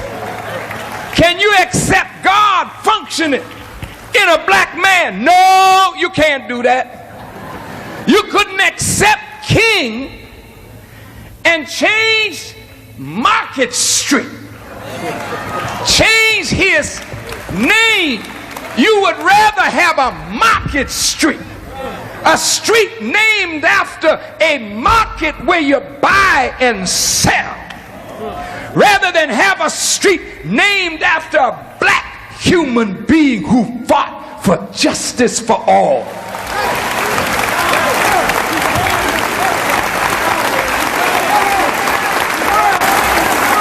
Yes. Can you handle Jesus coming back black? Black brothers and sisters, can you handle it?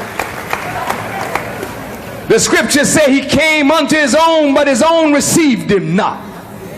And the light shined in the darkness, but the darkness comprehended it not. Can you handle it?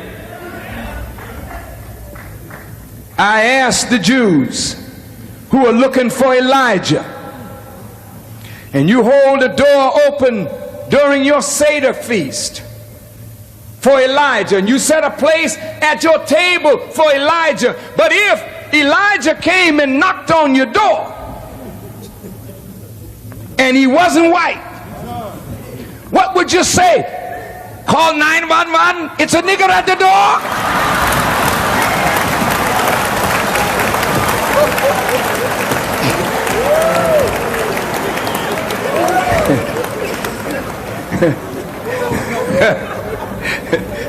And some of you Muslims here waiting for the Mahdi, the guided one, to come.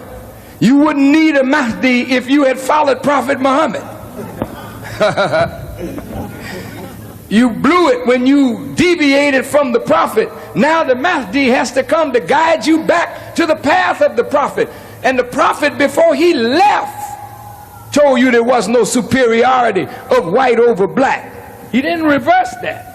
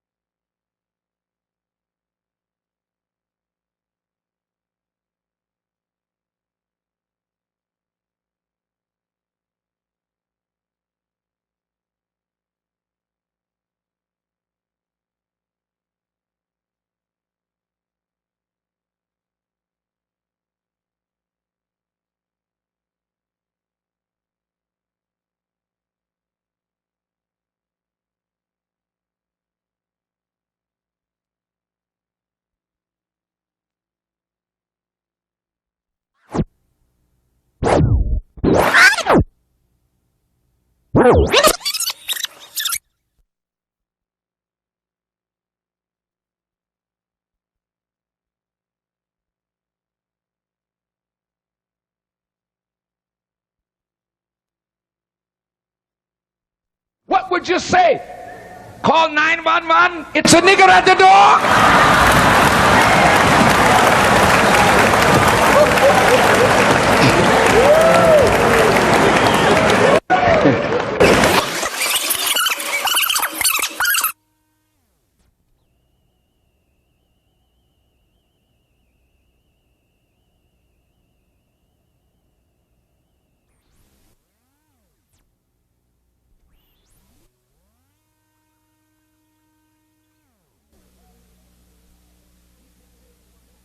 He didn't reverse that.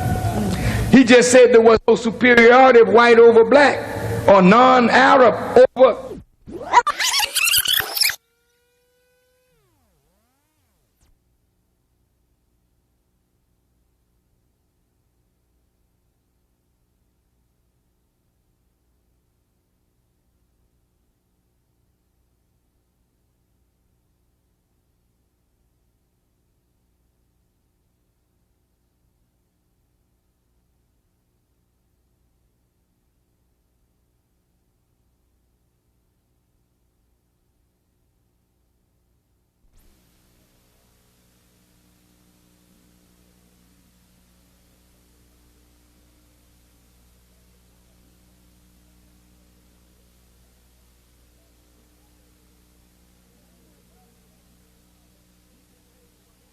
He didn't reverse that. He just said there was no superiority of white over black or non-Arab over Arab or Arab over non-Arab.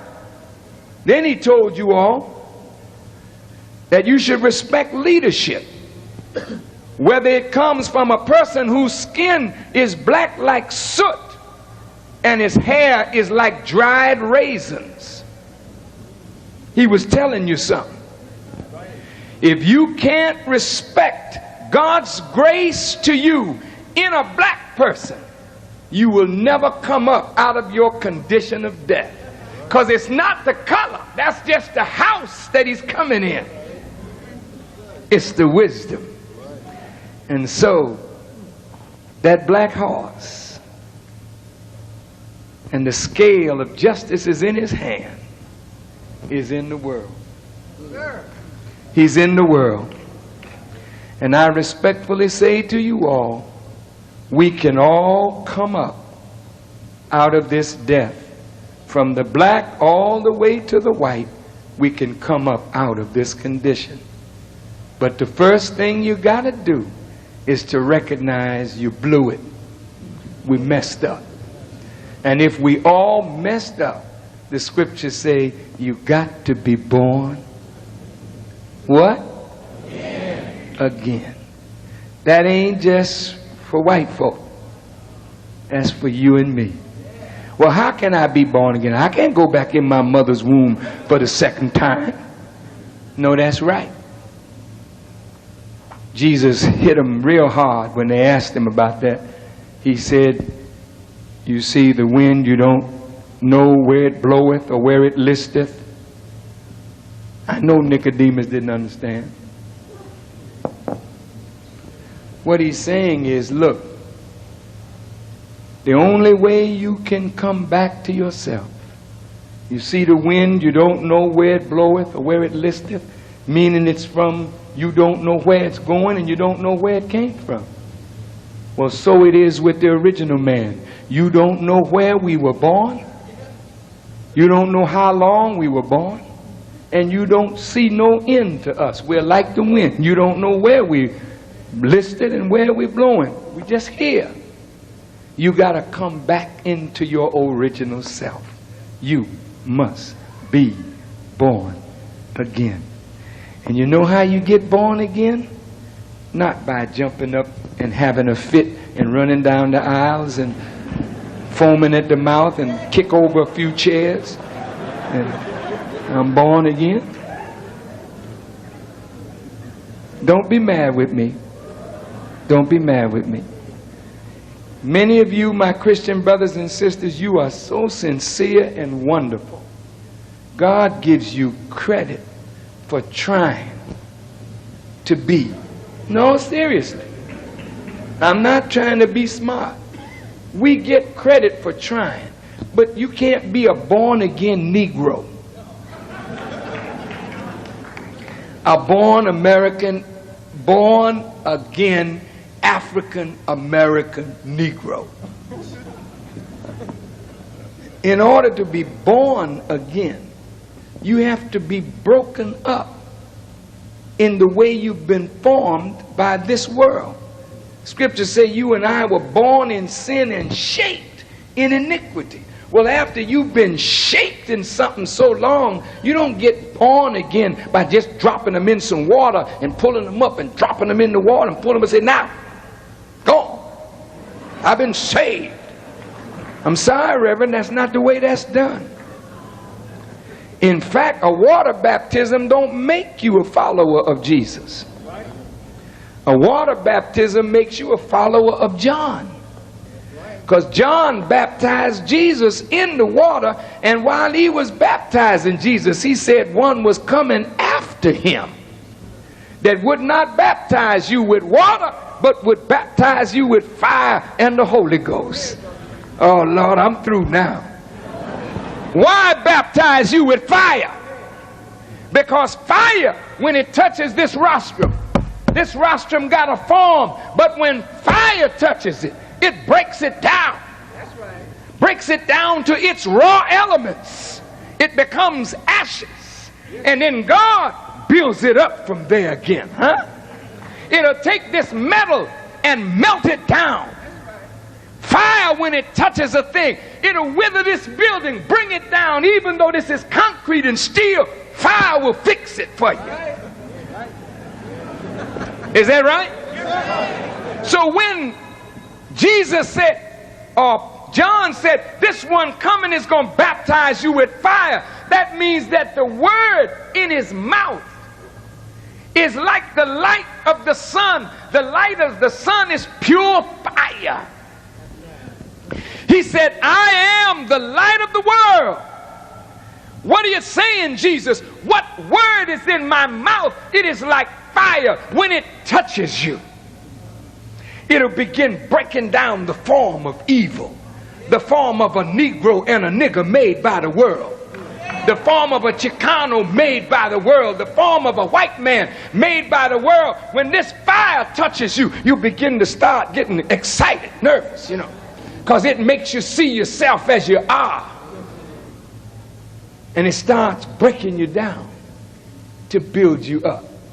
And the Holy Ghost is nothing more than the power in the Word that gives you the energy to rebuild according to the law and will of God. I am the resurrection and the life. If you believe in me, even though you are dead, yet shall you live again. I met a man, brothers and sisters, a man who had the fire of divine light and truth in his mouth. And when that man spoke to me, he spoke to me through Malcolm. Malcolm was his spokesman. He made Malcolm and brought him from prison and formed him and made him a giant in the earth. That's right.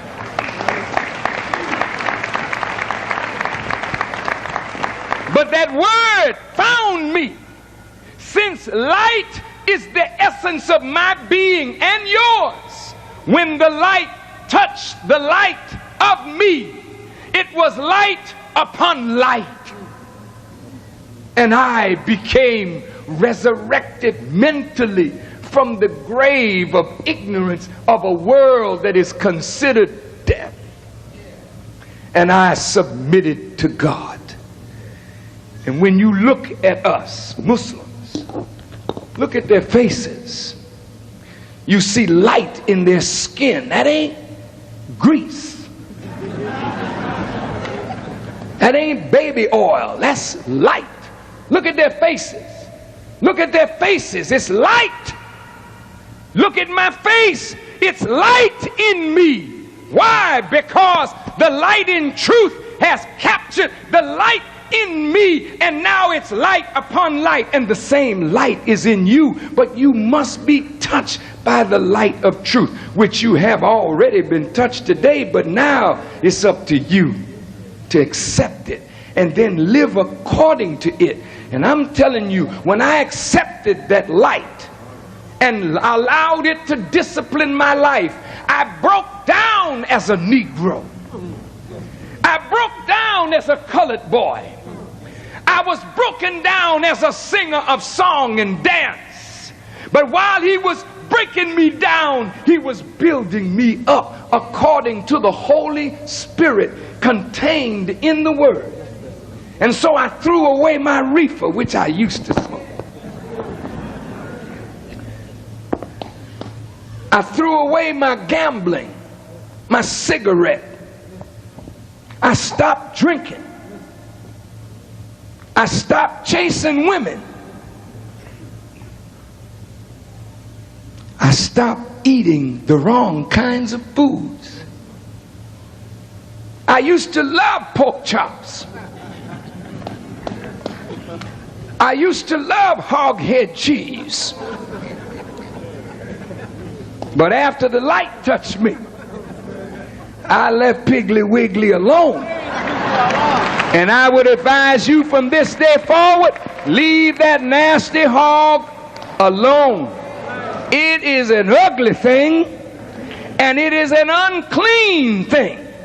And this is the house of God. You must put the best in your house. Don't be going out. Sorry about this, McDonald's, Wendy's, and Burger King. Don't be putting all that garbage in this holy house. Get the best that the earth produces and put it in the best that the earth produced. And you'll find yourself looking better, thinking better. You looking at a man squeezing 60. I'm getting close enough to hug 60. Check me out. Oh man, look at this. Now if you look in my face, just look at me. I ain't had no facelift. Some of you saying, I knew he was the devil. You wouldn't say, I knew he met God. But look, just look. He's young, yet he's older, not old.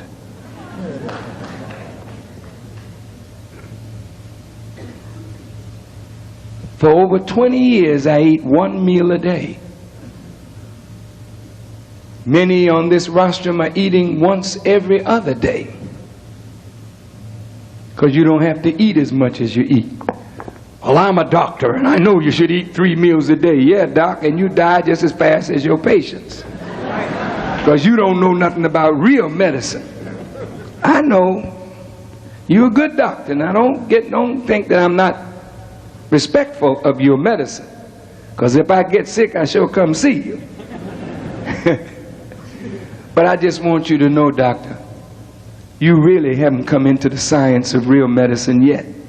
You got a long way to go.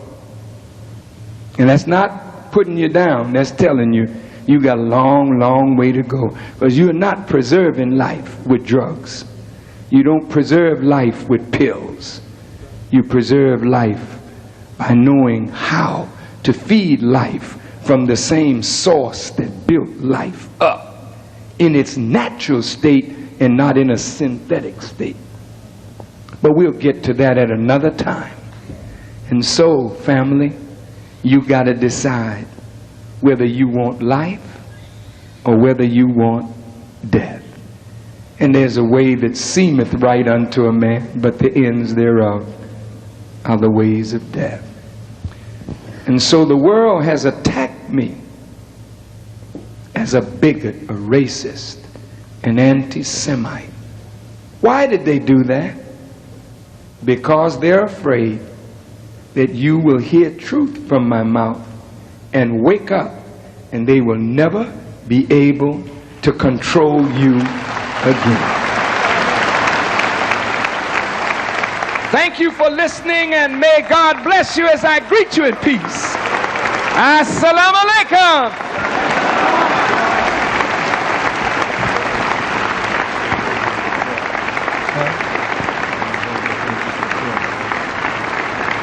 Brothers and sisters, before you leave, let's have prayer together. We're going to go right now. Let's have prayer together. Tomorrow's a holiday. I guess every day is no Labor Day for us, right? Let's have prayer together. Before you leave, can I ask you a question?